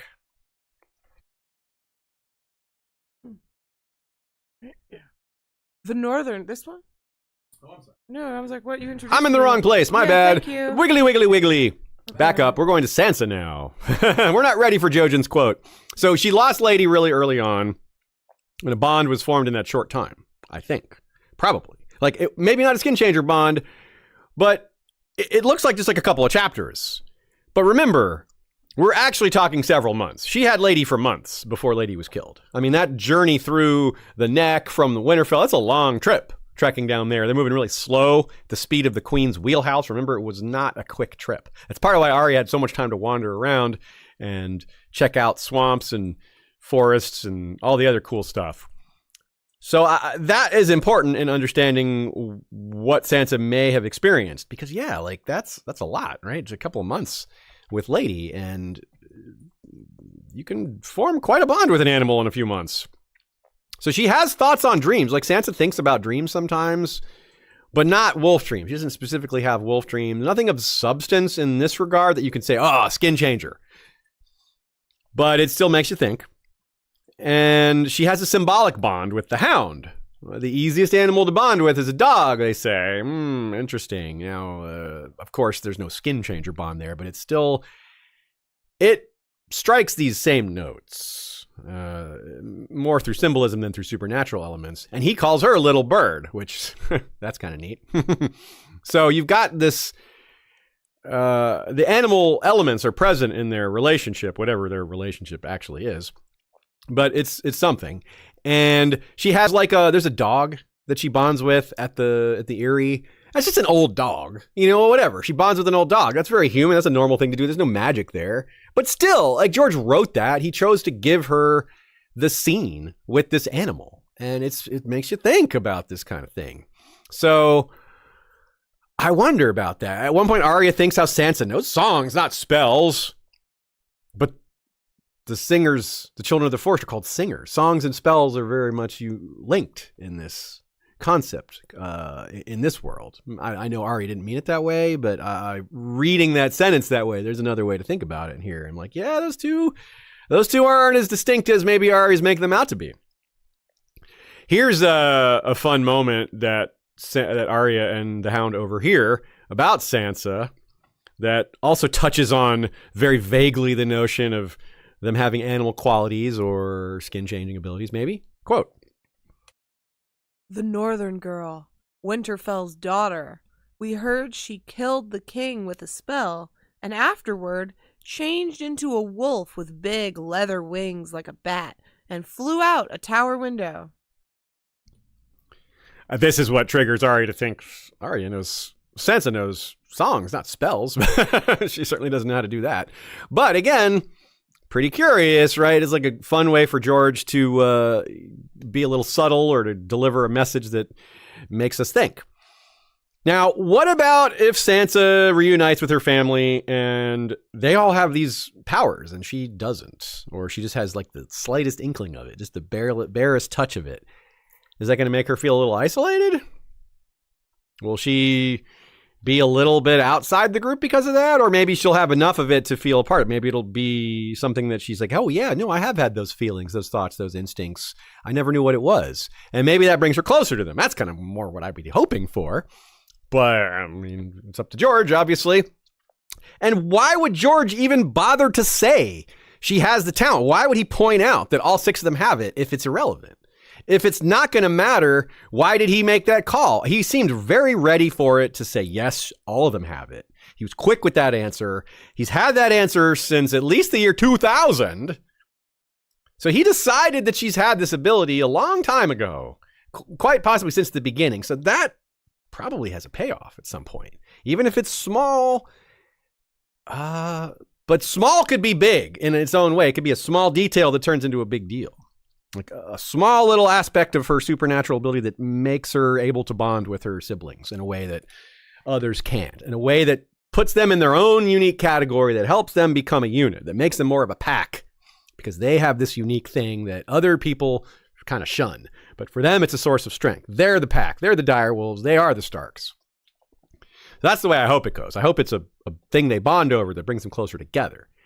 But with Sansa, I could maybe see it going the other way if the power isn't strong enough or manifested within her, if she doesn't fully realize it. But George said on some level, she realizes it, and maybe that'll grow. So I'm pretty optimistic about that. What about Rickon? It's hard to be too specific with him, right? He's 3 when we first meet him. He's maybe 5 now, maybe 6. I don't think he's quite 6 yet. And Shaggy is so wild. How much of that is just his owner is a 4-year-old? How much of that is the bond both making each other wild? Is Rickon making Shaggy wilder? Is Shaggy making Rickon wilder? Is it both? Is it a two-way street? I think both. So, and in a way, this is the opposite of Sansa. If Sansa losing her wolf is a huge detriment to her skin changer abilities, but maybe a boon to her personality because she's not going to become too wolf-like, that might be the opposite here for Rickon. He spends an outsized amount of his time with his wolf and has been parented the least of any of the Starks. Remember, Rickon had that same dream as Bran. He knew that Ned was dead. He went down into the crypts. It's very creepy. I wouldn't say this is directly related to skin changing, but it's certainly magical. Certainly in the world of dreams, which absolutely touches on skin changing. Wolf dreams is a relationship to that, even though technically wolf dreams aren't dreams. They happen at night. They aren't exactly dreams. More on that later. And related, Jon has a dream as Ghost of Shaggydog. So he's having a wolf dream, which isn't really a dream because Shaggy is awake, or Ghost is awake. And in that dream of Ghost is in Shaggydog's world and seeing through his eyes. So it's like Inception. It's very much skin changer Inception here. It appears to be an enormous goat that Shaggy's just killed, which, by the way, is a theory that that's a unicorn. That's a separate topic, though. But he also senses and sees Nymeria in that same dream. It's like he has a wolf, full specter. Everyone. He dreams of all the other direwolves and their connected owners. And that's Jon 1, A Dance with Dragons. It's really interesting. So we've referred to the direwolves as teachers, right? They're the ones that activate the ability within the Starks. That's one of our working models anyway. So Rickon is perhaps the best example of this because he's effectively homeschooled by his direwolf, right? Because it's his main teacher. The other kids all had other various educations growing up. Bran had hours with Maester Luwin, Arya, Sansa, and Jon and Robb far more. Rickon is, again, he starts the story as a 3-year-old. He's very unparented. Stuff happens, right? All these things that happen through the Starks. Robert shows up. Bran's almost murdered. Rickon is lost. He's underparented. His wolf is his parent. That's the constant companion he has. That's who he's learning from. That's who he's bonding with. So it's his best friend, or he's his best friend. It's the boy and his puppy growing up together from a very early age, but with this orphaned aspect to them, right? It's far more impactful to Rickon than it is to any of the other Starks because it's just been the biggest portion of his life. He can't understand it. He's too young to grasp what's happening. So he's figuring out that he's a skin changer from an early age before it can be weird.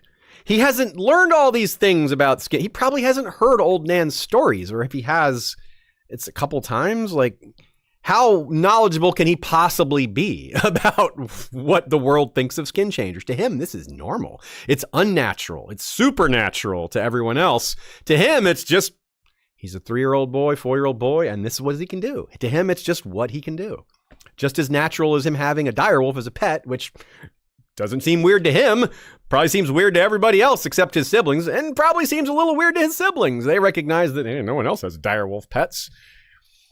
So Rickon's life is so different. It's really hard to grasp all this unless you've really put the thought into it like we're doing right now. So it's a big double whammy. He's effectively orphaned from his family, underparented, and extended family. He loses Micken and Luwin and all the other people that live at Winterfell, just all the cast and crew that he grew up around. They all liked him and he liked a lot of them, and he lost all that, but he still has Shaggy, the one constant. Unlike the rest of his family, their constants were the rest of them. Rickon has spent more time with Shaggy than he spent with his family. That's a big deal.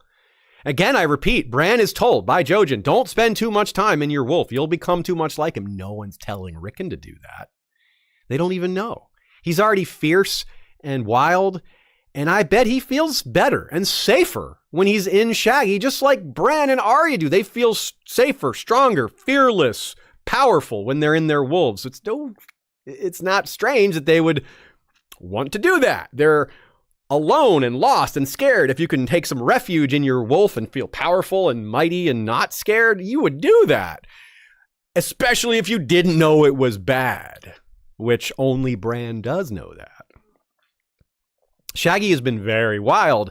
How much of that is him sensing Rickon's upset, or how much of it is it the other way? How much of it is a two-way street? Shaggy has hurt several guards. He hurt Luwin. He hurt Little Walder. He almost hurt Tyrion. And I mean, hurt them. I mean, he bit them pretty hard, drew blood, right?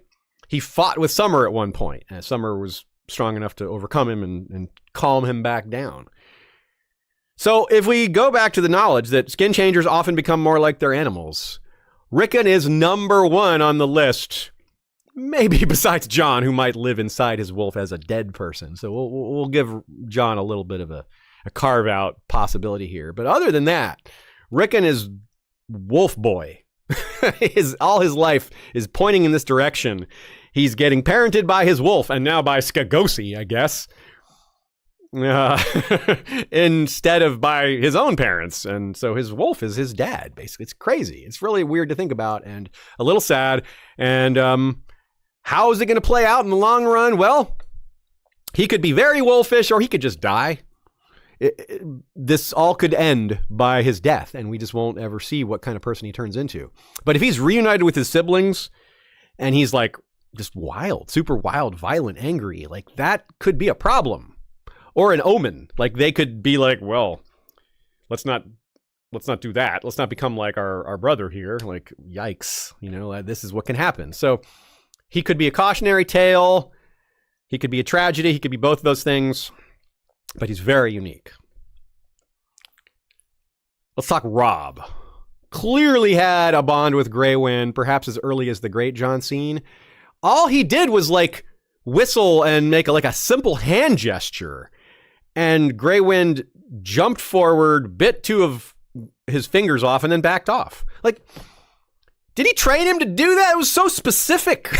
Like, none of that was like, Robb is like communicating what he wants done through the skinchanger bond and maybe not fully realizing. It's like, oh, this is a very obedient dog. This wolf knows exactly what I want. No. You told him through your mind what to do. I don't know if Robb is just perceived that this command was understood so directly, or if he just thinks, my wolf is very smart. He's really good at understanding what I want. Robb was like, man, I really want some chicken fingers right now. Those are bear fingers. Giant fingers.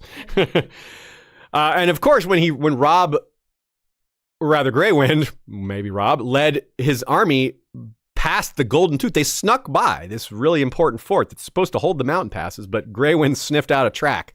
Did Grey Wind sniff the track? How did Grey Wind communicate this to Robb? Unless Robb was seeing through his eyes, like, follow me to the track? Like, hey, he wants us to follow him, I mean, maybe, that's possible, but it feels like the Skinchanger bond would make all this flow a lot more easily, and Robb could just keep it quiet from his men. He's like, I'm not going to tell them how I know this, but we're going to use this information. Here's a quote about it. Sir Lancel said Robb led an army of wargs. The imp gave a disdainful bark of laughter. Sir Lancel's a wineskin warrior who wouldn't know a warg from a wart. Your brother had his direwolf with him, but I suspect that's as far as it went. The Northmen crept into my uncle's camp and cut his horse lines, and Lord Stark sent his wolf among them. Even war-trained destriers went mad. Those who survived are spreading wild tales and swearing that the old gods of the north march with your... Then there was no sorcery? Lannister snorted. Sorcery is the sauce fools spoon over failure to hide the flavor of their own incompetence. This is a great example of why not both, Tyrion. Tyrion's not wrong that Sir Stafford goofed. He should have put guards out, but sorcery isn't really the right word, maybe, but absolutely there was some magic involved here. Yeah. So it probably did go farther. Tyrion is half right, but he's wrong about the magic part. There probably was magic involved. There probably was skin changing in play here. Tyrion is a notorious skeptic throughout the first few books. He's constantly saying, oh, this is total BS, and he's just wrong. And that's kind of his journey, is that he learns he's going to be wrong. I love it because he comes off as as someone who's knowledgeable and like he's an authority figure, but yeah, he's just 100% wrong, or 50% wrong here. So there's a case to be made. Robb got kind of far before his death in being self-taught. Like if he figured out how to use Grey Wind in his campaign so effectively, that's something. That's very much something. So, and he still wonders that Tyrion still was like, man, even though he's like downplays the sorcery completely, more than downplays it, he throws it out the window and spits on it. But he's still like, yeah, but how did he get around the Golden Tooth? It's like, bro, well, yeah, maybe you should be a little more open-minded about these possibilities. So that, and he gets that from his father too. Like, obviously, Tywin also has a similar attitude towards sorcery and things being involved here. Now, I wonder as well what Robb felt in that moment before his death. Like, when Grey Wind warned him at the twins, did he just downplay that and then regret it in his final moments, or? And then he had a second regret in his second death. Yeah. Yeah, that's sad. As I laugh, you're like, that's sad. She's laughing at it. Like, stupid Robb. He deserved it. What an idiot. What an idiot. No, I don't think that, but I do think he died twice, probably. Yeah, it makes his death even more tragic if he had this realization at the end. He's like, oh, I should have listened to my wolf. Damn it. Yeah. Tragery, as they call it. Yaki Nico asks, do inhabitants of Gogassos and the Basilisk Isles have an equivalent version of skin changing? I need to know. Someone at some point tried to do what would someone try to do to creatures in Sithorios, which are totally dinosaurs. Yeah, did we have dinosaur skin changers? Yeah, I hope so, because that's badass. You know, we got to have that. Probably. Or maybe there are skin changers. If they don't have skin changers born in those places, well, there's nothing stopping skin changers from leaving Westeros and traveling around the world and seeing what sorts of animals they can control. Yeah, you know, it's actually an interesting concept. Like a guy like Varamyr, like, why don't I travel the world and try to control whatever else is out there? Do we know any lizard skin changers? No. Yeah, what is it like to be a reptile? Because that's like not many reptiles would live in the north, right? Yeah, like, it's not a very good environment for them. In terms of us talking about like how a bird brain would affect you, or wolf brain, or reptile whatever. brain is reptile. Yeah, lizard that would brain. be really something. Yeah, that would be really something because reptiles are like really like. Yeah, well, because really... it also makes you think of dragons, which is the thing people always think about. Will wanting Bran. people to work or connecting the bond to the skin changer bond or whatever, and they're obviously kind of is the dragon bond like a lighter version of that? Is it the same? Does it originate from the same source magic wise, or is it just something that's similar but developed separately? Yeah, these are all related ideas. Very cool to think about. And I love this thought by Yaki Nico that is, you got someone out there like some skin changer, an enterprising skin changer went to the jungles of Sithorios and got himself a wyvern or a raptor. They can ride a raptor around. Like, I'm a raptor cavalry. Bring the raptor cavalry. Watch out, y'all. I think, it was Christina Kay, I think, who said, sorry if I attributed this wrong, but I think she said if elephants are coming to Westeros, has anyone worked or skin changed rather into an elephant? Whoa, that's really powerful because an elephant never forgets. So you get into an elephant's brain and you get all these memories. Yeah, that's cool. That's cool. Yeah, and you wonder, if Bran can go into Hodor, can he go into a giant? You know, yeah, there's lots of possibilities here. Speaking of Bran, here's that Jojen quote that I jumped the gun on. Here it is. The wolf dreams are no true dreams. You have your eye closed tight whenever you're awake, but as you drift off, it flutters open and your soul seeks out its other half. The power is strong in you. Yeah, that's why it's not a true dream, because the wolf is awake. Even if you're asleep or in a state of reverie or unconsciousness or something like that, you know, like a dream state that isn't actually a dream, you know, you're not actually asleep, something like that.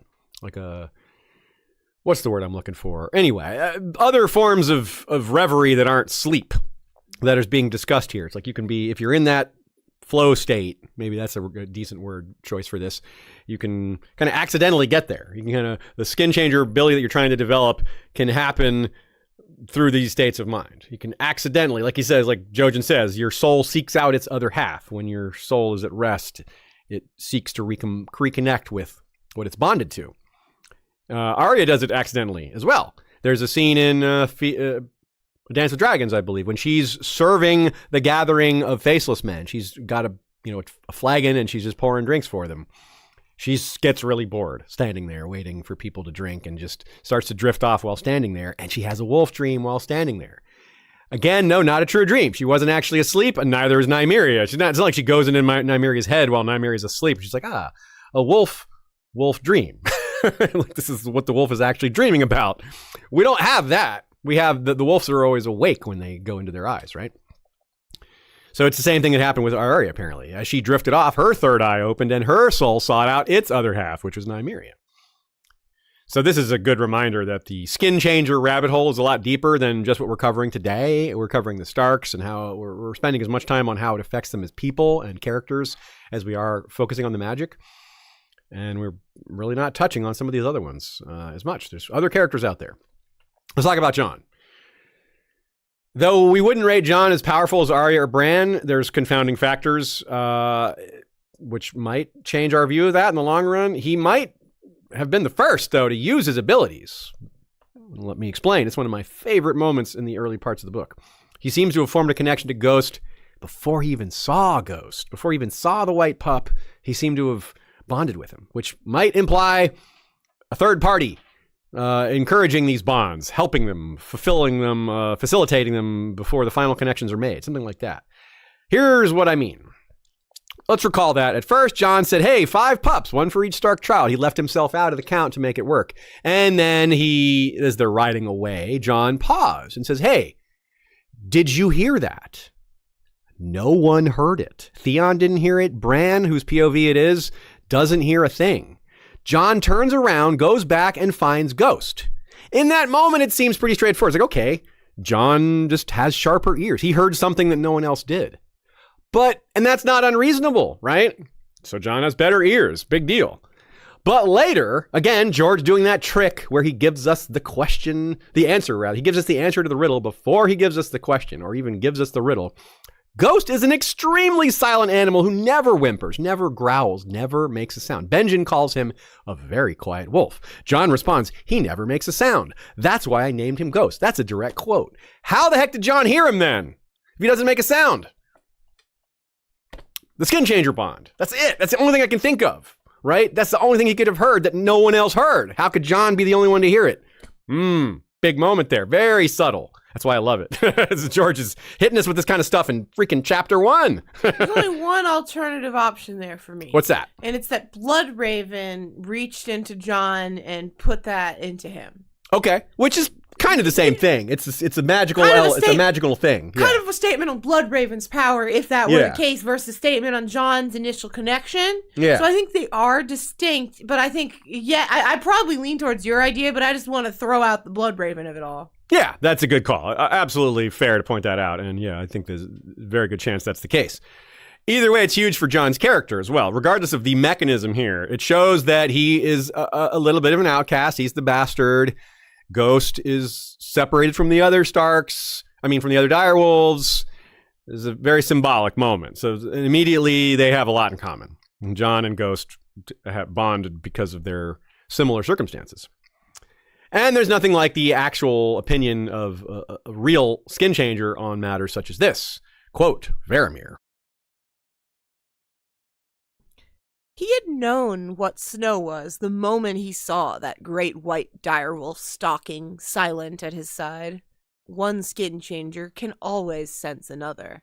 Mance should have let me take the direwolf. There would be a second life worthy of a king. He could have done it, he did not doubt. The gift was strong in snow, but the youth was untaught, still fighting his nature when he should have gloried in it. Exactly what we were talking about earlier. Varamyr's like, boy, if this kid just accepted what he was and embraced it, he would be a force.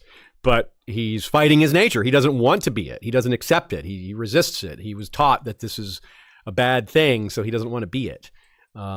It's a little unusual for Jon because Jon is very good at accepting tough truths. It's one of the first things we learn about him when he's walking with Tyrion, and Tyrion's like, yeah, the wall is full of miscreants. And Jon's like, no, it's noble. And he's like, yeah, right. And then Jon's like, all right, if that's what it is, that's what it is. He accepts it, after very briefest of arguments. So, and Jon is a little slower to accept this, but especially at, earlier on.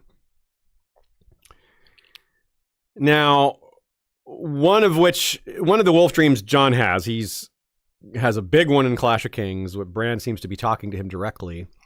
But he also has that one I mentioned earlier where he's pretty much having a dream of all the direwolves. He's in Ghost's mind, and Ghost is casting his sort of wolf dream out into the world. And you picture Shaggydog. We got that example with the goat on Skagos, but he also recognizes the loss of Lady and the loss of Greywind, and that he can't sense Summer. Why can't he sense Summer? He knows Summer is alive, but he can't sense him. That's because Summer's on the other side of the wall. That's why he can't sense him. Just like Jon can't sense Ghost when they're on opposite sides of the wall. And he remembers, Jon does, Ghost crawling off to be alone, to get away from the other direwolves, for whatever reason he crawled away from their dead mother. He has that memory. That's a big deal. He has a memory that from his direwolf as a pup that he wasn't bonded to at that point, or was he? Already bonded without knowing it. So that's peculiar and very interesting. When he tells Corran and the rest of the Rangers he's with about what he saw, about what happened with Orell and Ghost and seeing the army, Eben says, skinchanger? And Jon still doesn't clock exactly what's being said. He's still stubborn about it. He's like, is he talking about me? Of course he's talking about you, Jon. But Jon is he's just not ready to accept that. Even Jon, who, as we just said, is pretty good about accepting tough truths. So, again, I want to come back to this point that skin changers can tell each other. Like, Eben's not a skin changer. He just figured it out. But with Varamyr being able to tell what Jon is on sight, again, if the Starks are reunited and they're all like, oh my gosh, you're a skin changer, like me. It's not something they figured out about each other in the book, in the first book before they were separated. So this could be enormous. But how it can play out, I have no idea. Is it gonna bring them together? Is it something they all share? I talked about maybe they're all worried about being shunned, or they are shunned, so they unite. So here's Jon's thoughts on what Varamyr said to him and some of his own musings on what it means to be a skin changer. Quote: The wildlings called Jon Snow a warg, but if so, he was a poor one. He did not know how to put on a wolf's skin, the way Orell had with his eagle before he died. Once Jon had dreamed that he was Ghost, looking down upon the valley of the Milkwater, where Mance Rayder had gathered his people, and that dream had turned out to be true. But he was not dreaming now, and that left him only words. You cannot come with me, Jon said, cupping the wolf's head in his hands and looking deep into those eyes. You have to go to Castle Black. Do you understand? Castle Black. Can you find it? The way home? It's a good question whether or not this worked. Ghost did go back to Castle Black. He found him. It worked. Whether Ghost just sniffed his way back because he knows where home is, he's got the good nose, or because Jon was able through this to maybe communicate a little bit. He doesn't have the ability to, like he says here, he doesn't have the ability to slip into his skin like he wants to. But maybe he's still able to get a little bit of a message through. It's kind of a sad and scary moment at the time, but we all know that Ghost does make it back, so that's nice. And Jon hasn't been taught how to do this. He could theoretically go in and out of Ghost whenever he wanted, but he hasn't been taught to do that. Maybe he'll figure it out on his own, but now he's dead. So if he's going to figure it out, he's going to figure it out as an undead person. And who knows what kind of changes that will make within him as a person and as a user of magic. So that's something to think about. But also, it's not exactly unknown. Like, Varamyr clocked him, but other people have as well. People who have nothing to do with skin change or even magic. They kind of know what he is, or at least they accuse him of it. For example, pretty much all his Night's Watch brothers probably have thoughts on this. Maybe it's kind of rude to talk about, but some people are rude. They are willing to say the quiet part out loud, such as Janos Slynt. Quote: Look! The beast that tore the life from Halfhand. A warg walks among us, brothers. A warg. This creature is not fit to lead us. This beastling is not fit to live. Beastling seems like a derogatory term. Well, that's the word that Jojen told Bran he would be called. He said they'll call you beastling. So I think we can be pretty definitive about that. Creature is not a good term either. This creature is not fit to lead. He's saying he's not human. Yeah, he's trying to dehumanize him, but very directly. But no one really reacts the way Slynt wants. It's an uncomfortable topic for them probably to be like, yeah, Jon is probably a skin changer, but this is still Jon Snow. This is still the guy that saved them, that led them against the Free Folk attack by the Magnar of Thenn. This is the man who led them against Mance. This guy was elected Lord Commander. Well, he wasn't actually elected Lord Commander yet. He was about to be elected Lord Commander in this scene. This is the scene where that comes. This is Janos Slynt trying to stop that from happening. He's like desperate to prevent Jon from being Lord Commander. It doesn't work. Because the brothers know who he is. They're like, they've seen his worth. They're not going to judge him purely based on being a skin changer, especially because Ghost has been good to them. Like, it's been a boon. Maybe they don't like it. Maybe they were brought up to distrust it. But the actual fact of the matter is Jon and Ghost have been good for the Wall. but good for their survival, everything. So this is an example of a highly prejudiced man expecting others to be as prejudiced as he is. It backfires.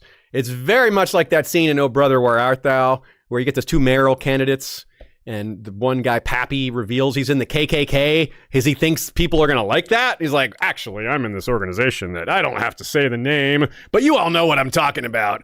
And why would you vote for this group that has a black man in it when you could vote for it? It's like he's expecting everyone to be as racist as he is, and is like, wait, you guys aren't as racist as me? Yeah, so it's very satisfyingly backfires on the racist. Somewhat like it does here for Slynt. Now, this isn't race, but it's still prejudice. It's still like he's trying to otherize him, and it just really doesn't work. So maybe like Gavin Grey Wolf, if we cast our minds back to some of these ancient figures, maybe this is what people did. Maybe this is how the cultural bias began. It was like, well, you got two political factions, and, well, we can denigrate them because they're unnatural. And this is how we can get more people on our side, by casting them as villainous because they have these unnatural powers. And over time, that took hold, especially maybe when the Andals came along, and the Andals were really terrified by all that and were ready to, just more than willing to shun all that. You know, this is a form of power that they have no control over or they don't have access to. They don't want that around. It's very antithetical to their seven worshipping beliefs as well. So yeah, maybe Gavin Grey Wolf was not villainous, but his enemies made everyone think that. Maybe Gavin Wolf was a Stark, like the Night King was a Stark, probably, right? Maybe something like that, or maybe just had Stark blood, and maybe this was like competing claims was the core issue here, but propaganda and politicization happened to make other things be broadcast as the real reason they were fighting. Like, no, the Starks were just trying to get rid of the unnatural beastlings. But that's just something they said. Maybe the beastlings were actually decent folk, at least at that time. Who knows? So here's something we mentioned earlier. Let's get into it a little more deeply. While pondering Stannis' offer of Val plus Winterfell, which is admittedly an extremely tempting offer for Jon, or for anyone really, he's pondering, he's thinking, he's like imagining what that would be like. It seems like putting himself in that state of imagining, that reverie, it seems to kind of like open himself up for his abilities to just do their thing. Quote. He wanted it, Jon knew then. He wanted it as much as he had ever wanted anything. I have always wanted it, he thought guiltily. May the gods forgive me. It was a hunger inside him, sharp as a dragonglass blade. A hunger. He could feel it. It was food he needed, prey. A red deer that stank of fear, or a great elk proud and defiant. He needed to kill and fill his belly with fresh meat and hot, dark blood. His mouth began to water with the thought. It was a long moment before he understood what was happening. When he did, he bolted to his feet. Ghost? Yes, this is the moment where Ghost returns to Castle Black, where Jon had earlier, we saw him part with him, and this is when he returns. And it happens at a very important moment while he's thinking about Stannis' offer. But wow, like, then we're talking about like what dark animalistic qualities might come from living a second life inside his wolf, or from spending too much time inside their wolf. If we're talking about a Rickon or a Bran, this is what you get. This I need to kill and eat blood and meat and all that. And he's like, whoa, wait, what's going on? What's happening here? Hey, what was I just thinking about? So it's really neat how these two things bleed together, and how maybe this is what helps him realize that this is a hunger, not an honor. He's like, I want Winterfell. I desire it. I lust for it. And then maybe that's what makes him realize that's a bad thing. I shouldn't be, if I'm lusting for it, it's not a good thing. I don't have a honorable desire for it. I don't have he doesn't have a good feeling about it. It's a desire. It's inward, it's uncontrollable, it's animalistic. And it's not what he wants to feel. He doesn't want his life to be guided by his animal instincts. He doesn't want to be that kind of person. He doesn't want to be driven. He wants to be driven by calculation and rationality and honor, especially honor above all those other things. And if he's not taking Winterfell for a noble reason, if inwardly he realizes that he hungers for it. That's not good. That's not, he doesn't want to fulfill that because he's a good person.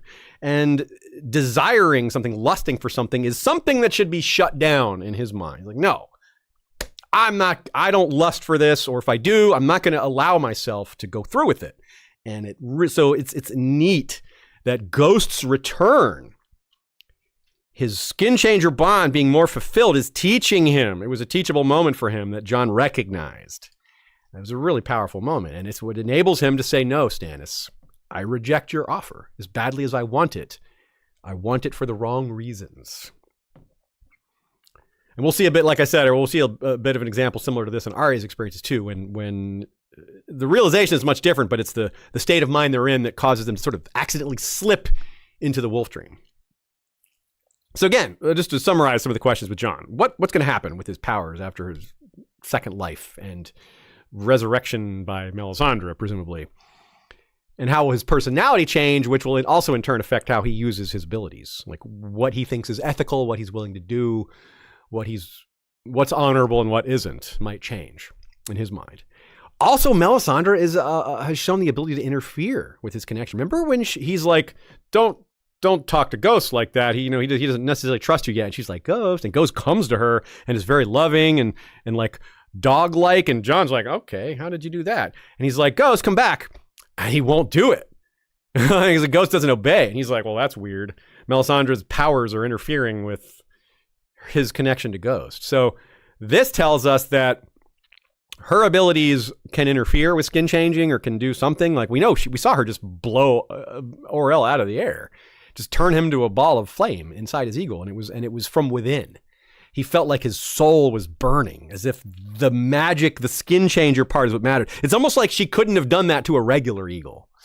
I'm not saying that for sure, but it kind of like the way it's described, it was the skin changer part. The person within the eagle is what caught fire. It's kind of the way he wrote it. So I wonder about that. Is what else can Melisandre do? What else can she interfere in other ways? Can she help in other ways? She does offer to help Jon with some things. The offer comes with, though, but along with me teaching you, I'm going to bang you and make a shadow baby, which he's like, yeah, I pass. So that's, it wasn't a completely straightforward offer. Let's move on to Arya. Here's what appears to be Arya's first wolf dream.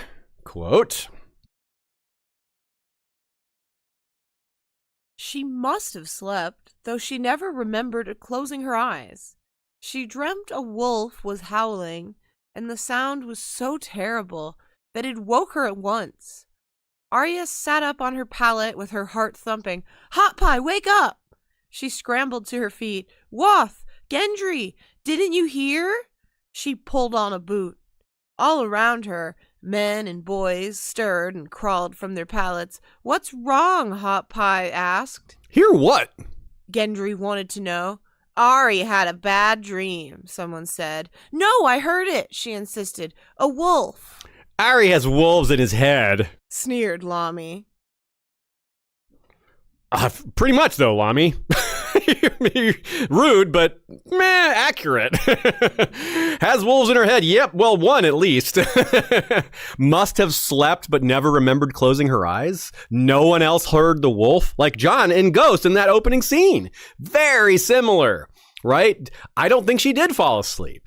She just doesn't know how to describe the sensation she just had. She's like, well, I mean, she's not going to go, oh, skin changing.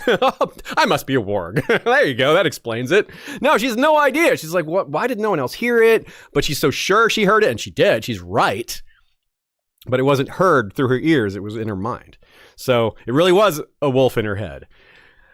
Now, she has a lot of wolf dreams. We could do a whole episode of just on Arya's wolf dreams. She has the most of them. I mean, most that we see. Like, Bran maybe actually has more, but in terms of described on page, there's so many. I mean, she also has way more chapters than Bran.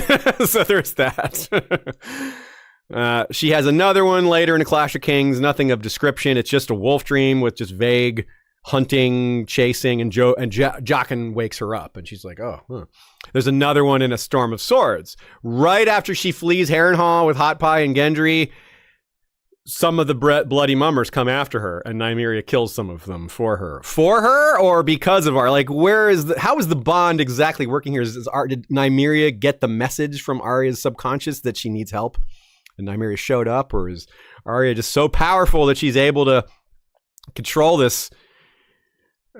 her wolf without being super conscious of what she's doing? I don't know, but it's awfully direct. Like, there's 4 brave companions coming for her, and Nymeria and her wolves slaughter them. After that, it's like a recurring montage. Like, a bunch of Arya's chapters just like start with just like a paragraph or just 2 sentences about she had another wolf dream. She wakes up. It's usually very vague. It's just, again, just wolf stuff. Hunting, smelling, sniffing, leading her pack, howling, just doing wolf stuff. It's not specific. You don't see people. You don't get names. But it's very frequent, very constant. There's other dreams that Arya has that we're not sure if they're wolf dreams. Like, maybe she's remembering one from before. It wasn't one she just had. Like, she didn't wake up and isn't remembering a wolf dream, but like later in the day, she's remembering something that she dreamt of maybe a week before, and it might be just echoes from Nymeria. Her power, it's like what Jojen said, her power is so strong, it's trying hard to manifest. It's constantly seeking out its other half, more so than anyone else except Bran. Here's an example of how she perceives it. Quote, "That was the best part, the dreaming. She dreamed of wolves most every night. A great pack of wolves with her at the head. She was bigger than any of them. Stronger, swifter, faster. She could outrun horses and outfight lions. When she bared her teeth, even men would run from her. Her belly was never empty long, and her fur kept her warm even when the wind was blowing cold. And her brothers and sisters were with her, many and more of them, fierce and terrible, and hers. They would never leave her." It goes from like amazing and intriguing to sad with that last line, they would never leave her. Like, that's just a huge shadow hanging over all this is Arya. Like all the rest of her family, they're separated from each other. But the wolf dreams are a source of strength, and they remind her of who she is, which is very important for her because Arya, among all the characters, has identity struggles, or at least has become other people to survive. And then now she's specifically being taught how to be other people as a means of advantage in life, or whatever the faceless men want from her. So it's been a constant part of her story of changing her name, changing her identity, pretending to be someone else. But constantly throughout all this, the wolf dreams have been there, reminding her who she really is. They would never leave her, right? She's always part of that. She understands, even if she doesn't fully clock what's happening, she understands that her pack is hers. And this is a model for her family. The pack survives. This is it. It's happening. This pack is really powerful because they're a pack. They're not individuals. And Arya, of all of them, is the most isolated, the most individual. So maybe she, most of any of them, needs that lesson. So like, yeah, you can go back. You can be reunited with your family. By the way, outfight lions? In this quote, really? Is that something that she experienced as in a wolf dream? Like, interesting. No, or she's talking about Lannisters? Yeah, it's a Lannister. I think definitely meaning towards Arya's future and the idea of her fighting off the Lannisters and thinking of the Lannisters as being like their predators, etc.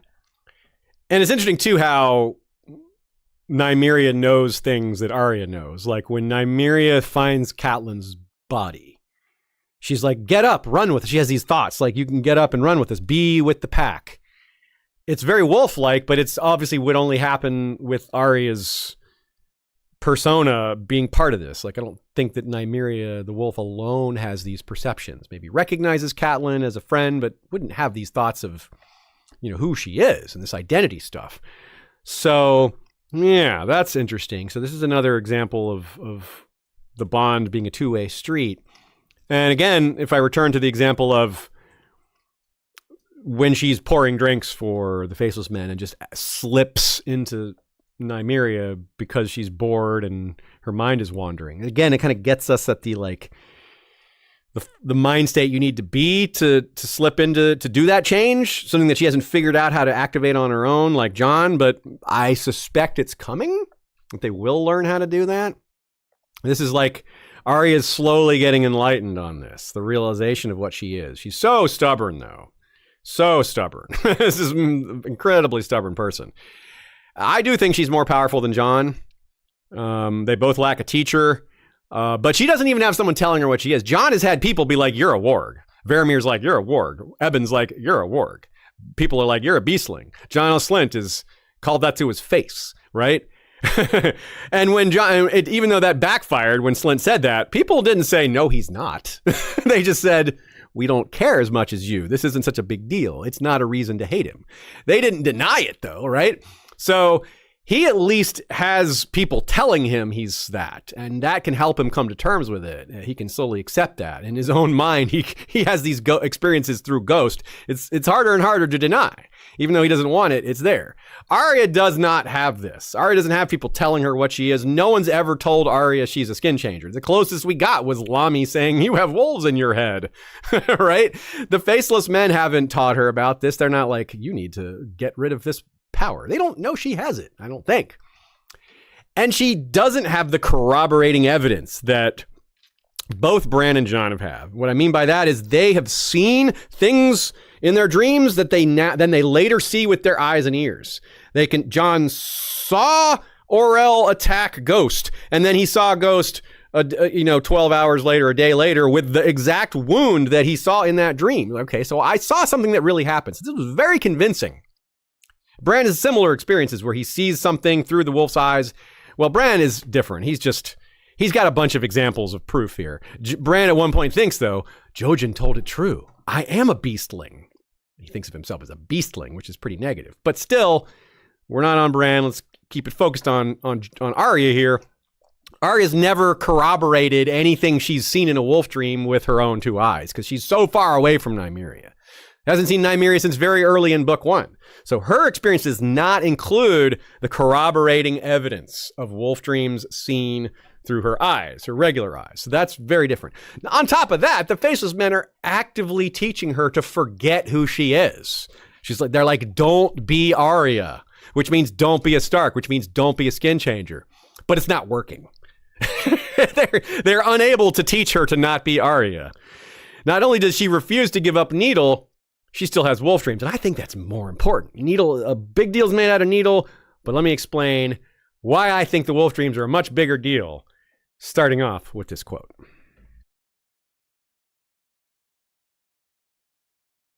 I dreamed I was a wolf again. She could remember the smells best of all. Trees and earth, her pack brothers, the scents of horse and deer and man, each different from the others, and the sharp, acrid tang of fear, always the same. Some nights the wolf dreams were so vivid that she could hear her brothers howling even as she woke, and once Brea had claimed that she was growling in her sleep as she thrashed beneath the covers. She thought that was some stupid lie, till Talia said it too. I should not be dreaming wolf dreams, the girl told herself. I am a cat now, not a wolf. I am Cat of the Canals. The wolf dreams belonged to Arya of House Stark. Try as she might, though, she could not rid herself of Arya. We all recognize that hiding Needle was a definitive sign that she would never give up her Stark identity. That was one part of her that she wasn't willing to give up, and that she would reclaim it one day, that Needle would be symbolic of her getting back on the journey to be a Stark. Her reclaimed Stark identity is tied to that. But Needle isn't anchoring her to herself. She doesn't think of Needle. She's like, oh yeah, I got that sword hidden away. I'm going to get that one day. No, she dreams of Nymeria almost every night. Nymeria is her Stark anchor, not Needle. Needle is symbolic of it, but it's not the active bond in her dreams almost every night. And sometimes when she's awake, reminding her of who she really is, reminding her of her heritage, of her ancestry, and of her powers that are very different than what the faceless men are trying to teach her. Even from so far away, even though Arya doesn't understand what's happening, it's happening. She doesn't perceive it correctly. She doesn't understand. She's too young. But she understands enough of it to reach this conclusion that she cannot get rid of Arya, and she's never gonna. In fact, it could be some sort of epiphany regarding Nymeria and her skills that sparks a breakup with the Faceless Men, because that's coming at some point. She's going to break up with them. She's going to, who knows how, who knows why, exactly the impetus, the catalyst, but this could be it. The fact that she's like, nah, I'm still Arya. No, nothing's ever going to get rid of this. I'm Arya Stark. That's who I am. I'm a wolf. I'm not a faceless person. I'm not a person with no identity. You're not going to take that from me. Or maybe she discovers they're doing some evil stuff and that makes her turn on them. Whatever. Something's good. They're going to have a breakup. And Nymeria is, I think, a bigger part of reclaiming her identity, being what she is, what she's meant to be, than Needle. Needle is part of that too. It's not like one or the other kind of thing. It's a why not both thing. But personally, I rank the Wolf Dreams way higher than the Hidden Sword. And the growling in her sleep is a great detail. It's more evidence of how the wolf bond, like they're merging. Their brains really are kind of merged in some way. Like she is being Nymeria. And when she wakes up and she can still hear the howling, that's because the bond is still there. She's still like connected to Nymeria until like she wakes up in the shock of it all, and then it falls off and she's no longer in that correct like mind state to maintain the bond. Or again, don't exactly know how to describe it, but I think you understand what I'm saying. And it's neat too, because she's like embracing it. Part of her is embracing what's happening. In some ways it's Rickon like, because she's doing it. She's not like turned off by it. She's not thinking of it as skin changing, because if she did, she might remember old Nan's stories and be turned off and be like, no, this is bad. Like I was taught this is evil, but it's sort of like her stubbornness is both protecting her. The ignorance is almost helping her a little bit. Like if she it'd be good for her to admit what she is and embrace it, but at least she's not like thinking of herself as bad or tainted like Bran is, because he's like, I'm a beastling, he's negative. He's very negative about himself. He calls himself Bran the Broken, like all these things that make him feel like he's less than human. Arya isn't as bothered by that. She's just a little more self-assured that way, and a little more comfortable with these things. But also, still, despite all that, she wants to be reunited with her family. She wants to be a Stark. She wants to go back.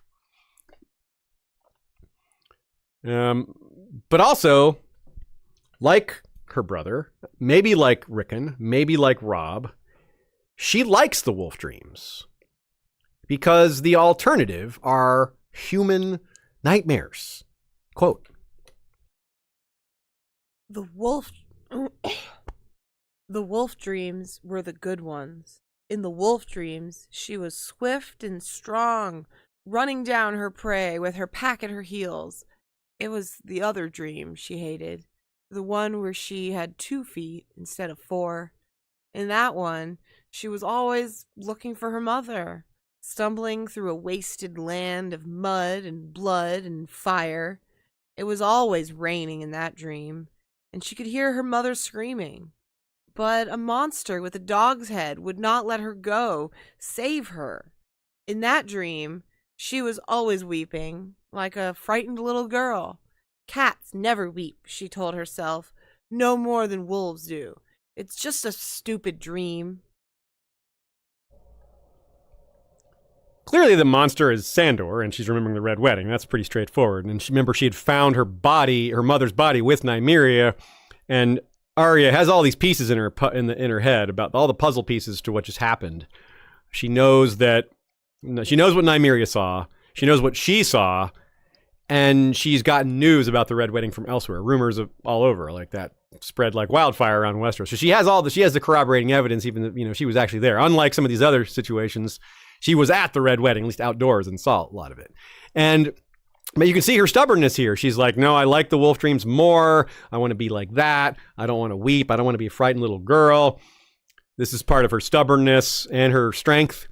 But it's also just very human. Like, who wouldn't want to have dreams where you're powerful and strong and doing great things and making your own destiny versus screaming and weeping and your mother dying and monsters with dog heads? And yeah, like, that's not a good dream. It's trauma. Of course, like, regardless of what's going on, what the deeper meaning is, we all want to have good dreams as compared to nightmares. That's one of the most straightforward things I could possibly say, right? So but the effect of that is that it's pushing her more into her dreams, more into her wolf side, which, as we've heard from people who know better, you need to maintain your humanity. Don't become too much like the wolf, or, well, you'll be too much like a wolf. Wolves are savage and violent, they can't be tamed, right? Like Hagen said, it's a marriage. You're not control. You don't tame the wolf. You're married to it, and it will make you part of like it is. So she doesn't seem to remember old Nan's stories like Bran does, and so she's not thinking of herself as evil, which is an interesting exception and an interesting difference here, at least for now. Maybe she'll learn, and that'll make her feel bad about it, but we'll see. Now, we of course, with Jon, we have that question about death and skin changing, how that's going to affect his powers. For Arya, we have a similar but lesser question, like what is her faceless man training going to do to her abilities? Like, will it give her more focus, more discipline? Will she be able to spin some of that into what she needs to be a better skin changer? Will it impair it? I kind of doubt it, but maybe. Just curious of the effect. Like, she's basically multi-classed, if you want to look at it in a role-playing game situation. And here's a curious example where the faceless men's magic or alchemy or chemistry, whatever word, I don't know what fits here, her dreams seem to be impacted by the potion, the blindness potion that they gave her. Quote, "That night, she dreamed she was a wolf again, but it was different from the other dreams. In this dream, she had no pack. She prowled alone, bounding over rooftops and padding silently beside the banks of a canal, stalking shadows through the fog. When she woke the next morning, she was blind." This one's different. She's dreaming of herself as a wolf, but not as Nymeria. And she still feels like it's a wolf dream. It has that vibe, but she thinks specifically it was different from the other dreams. And being alone instead of part of the pack, that's very interesting. Is this like a vision of herself being separated, of the path that she's currently on, rather than the path that leads to rejoining her pack? Because prowling alone, bounding over rooftops, that sounds like a faceless man. That sounds like what an assassin does. Someone who stalks their prey from rooftops and by the canal and through the fog, rather than in an environment where a wolf would exist, like the forest or the riverlands or something like that. So this is really interesting. And it's a unique thing for Arya. Even Bran doesn't really have this. At least we haven't seen it. And she's also the only Stark, besides Bran, who has skin changed into a different animal. She's used at least one cat. The cat followed her when she was blind. Followed her. Now, did the cat follow her because she's blind? Now, it's a cat. Cats are weird that way. Sometimes cats just like a person. But this really feels like the cat followed her because of some connection that Arya, like her subconscious, reached out, connected with this cat. She doesn't fully realize what she's done, but she used the cat. She looked through its eyes to be able to see what the kindly man was doing. And there's another scene where she's in disguise as the ugly little girl, and the seal, Casso, the trained seal, recognizes her, even though she's wearing a face. This isn't just a regular disguise. She's got one of the magical faces on. So is that supernatural? Does the seal just smell her? I doubt it. It's a crowded plaza with lots of people at the wharf. Like, can the seal really smell her? I mean, she's like standing right next to her. Feels supernatural. Feels like Arya has reached out to this animal because they've got like a little bit of a connection, and the animal is like, well, that's how I know who you are. You're what your face looks like is irrelevant. I can feel the bond. I can feel the skin changer magic. Of course, who knows how the seal actually perceives it, but it's the fact that the animal recognized her, that is a big deal. I think that's really telling. So it's remarkable, again, and a sign of just how strong and powerful she is in this talent, that she hasn't learned to use it. She hasn't consciously admitted what it is, but she's still doing it. She used the cat. She looked through his eyes. That happened. And it's like the last thing we get from her. So like she might be where we've left her, not counting the Mercy chapter. It's like right at the cusp of understanding. She's like just able, she's so close to being able to define herself to be like, okay, I can do this. I can see through animals' eyes. I can jump into Nymeria. These aren't just dreams. I feel like she's really close to having that realization. And what a turning point that will be for her. And I think this is why I relate it potentially to her breakup with the Faceless Men, which seems to be incoming. Having a revelation of who she really is, of what she is, it could really change her outlook and her willingness to be a part of this whole weird death cult. She's like, hey, teach me how to do some things. Teach me to be sneaky. Teach me how to kill. Teach me about poison. I don't want to get into this whole religion, though. I'm not into this whole becoming no one. Like, screw that. I'm Arya Stark. I'm the Night Wolf. Let's talk Bran. We've already said a lot about Bran because some of his examples sort of trickle down to serve as examples for the rest. This is the ultimate. This is the exception. This is the powerful, the most powerful. That in itself is an inescapable part of who he is. He cannot escape his massive power. He wanted to be a knight, but he's a warg. But he's also a green seer. But the warg stuff almost has a bigger social impact. Yes, the green seer stuff is way more powerful. The fact that he's some sort of chosen one, that's way more important. But it's the skinchanger stuff that people recognize. People aren't out here going, we shun green seers. They're just way too rare. People don't have an opinion on green seers. Old Nan didn't tell him spooky stories about green seers. It's the beastlings. It's the skinchangers, the wargs. That's what he grew up hearing about. That's the one that's negative. That's the one that has the social negativity associated with it. That's the bad one in his mind. Green seers, people don't talk about that. That's just it's just vague and lost and done to most humans. They think that's a thing of the past. Skin changers, it's different. It's a lot more present, a lot more there. Being a green seer doesn't make him an outcast. Being a warg does. He didn't really have a prior opinion of green seers. He did have a prior opinion of skin changers before realizing he was one. And he already feels isolated and different because he has a disability.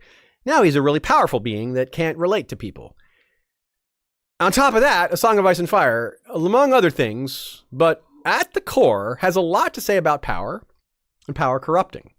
And Bran is massively powerful in a unique way, in a way that has already corrupted him in some ways. Like, look at what he's done to Hodor. That's not good. Right? He's stolen Hodor. Like, Hodor doesn't want that. Hodor's quiet and shy and scared when Bran does that to him. Bran knows he's doing a wrong thing, but he's able to, make himself feel like it's not that wrong. It's not that bad, right? He deserves to be able to walk around a bit, you know? Hodor's been his legs all this time. What's a big deal in his mind? You know, why can't I do this? Well, we said Bran's getting an education. We said Bran is being taught the powers. He's being educated by the children, before that by Jojen, by Bloodraven. They're not telling him how to use his powers for good. They're not telling him how to be a good person. They're not teaching him the ethical use of his powers. They're teaching him how to save the world, which means whatever you got to do, you got to do. There's no caveats here for, well, don't do that. No, do what needs to be done. They're teaching him to be like nature. Ruthless, uncaring. It needs to do what needs to be done. It needs to save humanity from endless winter. If you have to kill innocent people or innocent animals to accomplish that goal, it's worth it, because otherwise we're talking about total extinction. What a burden to put on a 7-year-old, though, or an 8-year-old, or whatever he is. So he's not being taught what's right and wrong because that might slow him down. They might not want him to have that sense. They might be like, nah, he needs to be willing to spill blood because that's what it takes to save the world here. So yeah, it's sad. He's isolated because of his extraordinary abilities, because of the burden put on him to save the world, and because he's got a disability that people shun him for. So he's becoming less and less human in that sense, because he is not a being that can be accepted by humans. He's too different. And that's sad, obviously, that's tragic, but it's also going to have a trickle-down effect on the rest of the Starks. When they become reunited, his abilities will put things in perspective maybe for the rest of them. Like, well, I feel like maybe a little bit of an outcast for this, but at least I'm not like that, you know? That's not something you would voice. You don't say that to your brother, but it might be something that flashes through your mind and make you feel guilty about it. How many animals will Bran control at once? Will he control entire flocks of ravens? Will he control giants? Will he control bears? Will he control a dragon? Will he control the undead? Will that help us understand the mechanism between the dead and skin changing, how that all works.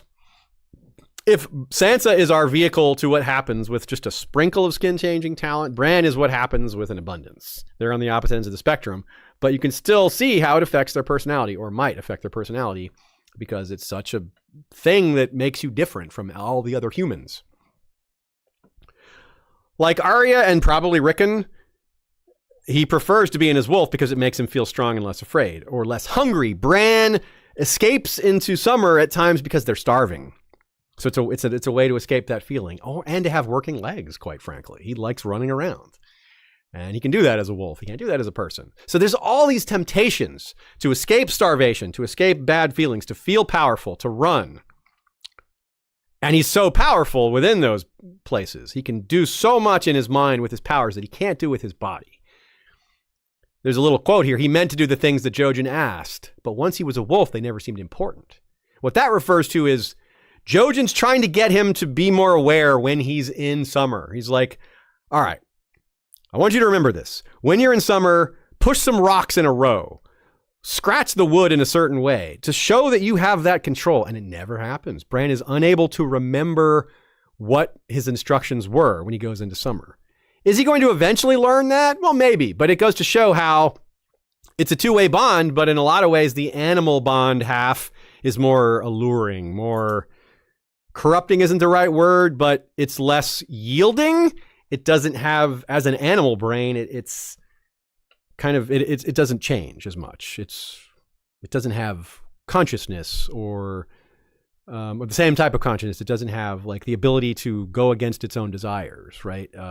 It's the difference between human and animal minds is being bridged here. And you can see why it'd be important to keep your humanity, because if you become more animalistic, well, then you get into the things we're worried about with Jon. Like maybe Jon becomes really savage, really violent, really ruthless in ways that make us uncomfortable, make us think this isn't the Jon Snow of before. Bran might go down a path like that as well as he becomes less human, as he bears this burden as a savior with all these powers. And if he's in the minds of so many other animals and in the past, what's that going to do to his actual mind, right? Well, that's got to change him. So yeah, the good-natured young boy is being taught all these powers and grand things without any sense of right and wrong. Only his own sense of right and wrong, which as a 7-year-old, yeah, he is a good-natured kid, but how far can that go? Meanwhile, Varamyr, a horrible man, was taught that skinchangers have a code of ethics. And Varamyr actually somewhat adhered to it, so that's a strange dichotomy. Bran, unable to adhere to it because he's not aware of it. Varamyr, awful dude, did actually stick to the Skinchanger code of ethics for the most part. Definitely not all of it. And what we learn is some of these codes of behavior for Skinchangers are. We learn it through Hagon and Varamyr. Bran ends up violating nearly all of it. One of the things is don't mate wolf with wolf. Don't skin change into a wolf and bang another wolf. I don't think Bran's done that one. But the other ones, you're not supposed to eat human meat while in an animal or at all. Bran does both. He eats human meat while a wolf, and he eats human meat while Bran. He doesn't know he's doing it, but he did it. Cold Hands fed him meat, human, and told him it was pork. He also isn't supposed to take over a human, which he has done a lot with Hodor. He has taken Hodor, and he knows it's wrong. He doesn't tell anyone he's doing it. It's a part of him realizes it's wrong. And again, he just kind of justifies it by saying it's not that wrong. But according to Hagon, it's the biggest abomination of all. Which is interesting story-wise, conflict-wise, ethics-wise. And somehow, it's also the least gross, which is weird. Like, yeah, definitely voyeuristic human bestiality is gross. And eating cannibalism, that's gross. But it's the skin changer prohibition of body snatching that apparently is so bad. That's the worst. Where did they come up with this idea that it's the worst? I don't know. Where did this develop? I have no idea. You can kind of see why that, like it's a basic function of human society in the modern world. Yeah, you shouldn't be controlling other people's brains. It's like murder. Yeah, you shouldn't do that. Like it's pretty basic. We don't need to really get into a deep explanation of why that's wrong. But Bran, 7 and 8-year-old person, well, we don't need to get into a deep explanation of why that a brain of that age with everything he's been through, wouldn't necessarily process it that way, the same way the rest of us would as adults who live in a society where these things are very well established. So,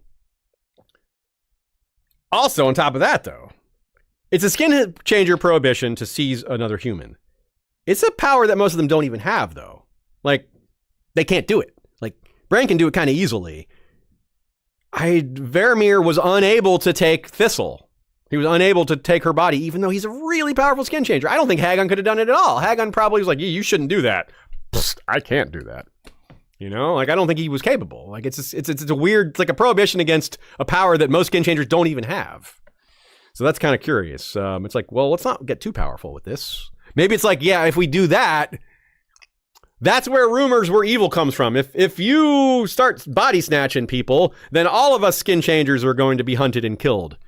Maybe that's why it happens. Maybe that is why so many of them were hunted down, because they started body snatching. Or maybe a couple examples of that happened and word got out and people started thinking that all skin changers can do that, and it just terrified everyone, and that's why people started killing them. Why now? Let's talk about that for a minute. Why now? Why are so many Stark skin changers now versus earlier in history? Why haven't we heard about this happening? Is it possible there's plenty more? Like we said, we theorized that maybe there have been plenty of Stark skin changer genes out there or talents out there. They just never developed. They didn't get direwolves. They didn't get that catalyst. Nothing started them off on that journey, so it just rotted. That skill was atrophied. All of them in one generation, though. Peculiar. This is a question we asked at the beginning, and I don't know that we're that much closer to answering it. So, if it's mostly or not entirely not genetics, is it related to the rise of magic? Is it related to the return of magic, the comet, the dragons, and all that? Maybe. Corin Halfhand seems to think that's a strong possibility. Quote, "Skin changer?" said Emmon. Ugh. "Skin changer," said Eben grimly, looking at the half-hand. "Does he mean the eagle?" Jon wondered. "Or me? Skin changers and wargs belonged in Old Nan's stories, not in the world he had lived in all his life. Yet here, in this strange, bleak wilderness of rock and ice, it was not hard to believe. The cold winds are rising. Mormont feared as much. Benjen Stark felt it as well. Dead men walk, and the trees have eyes again.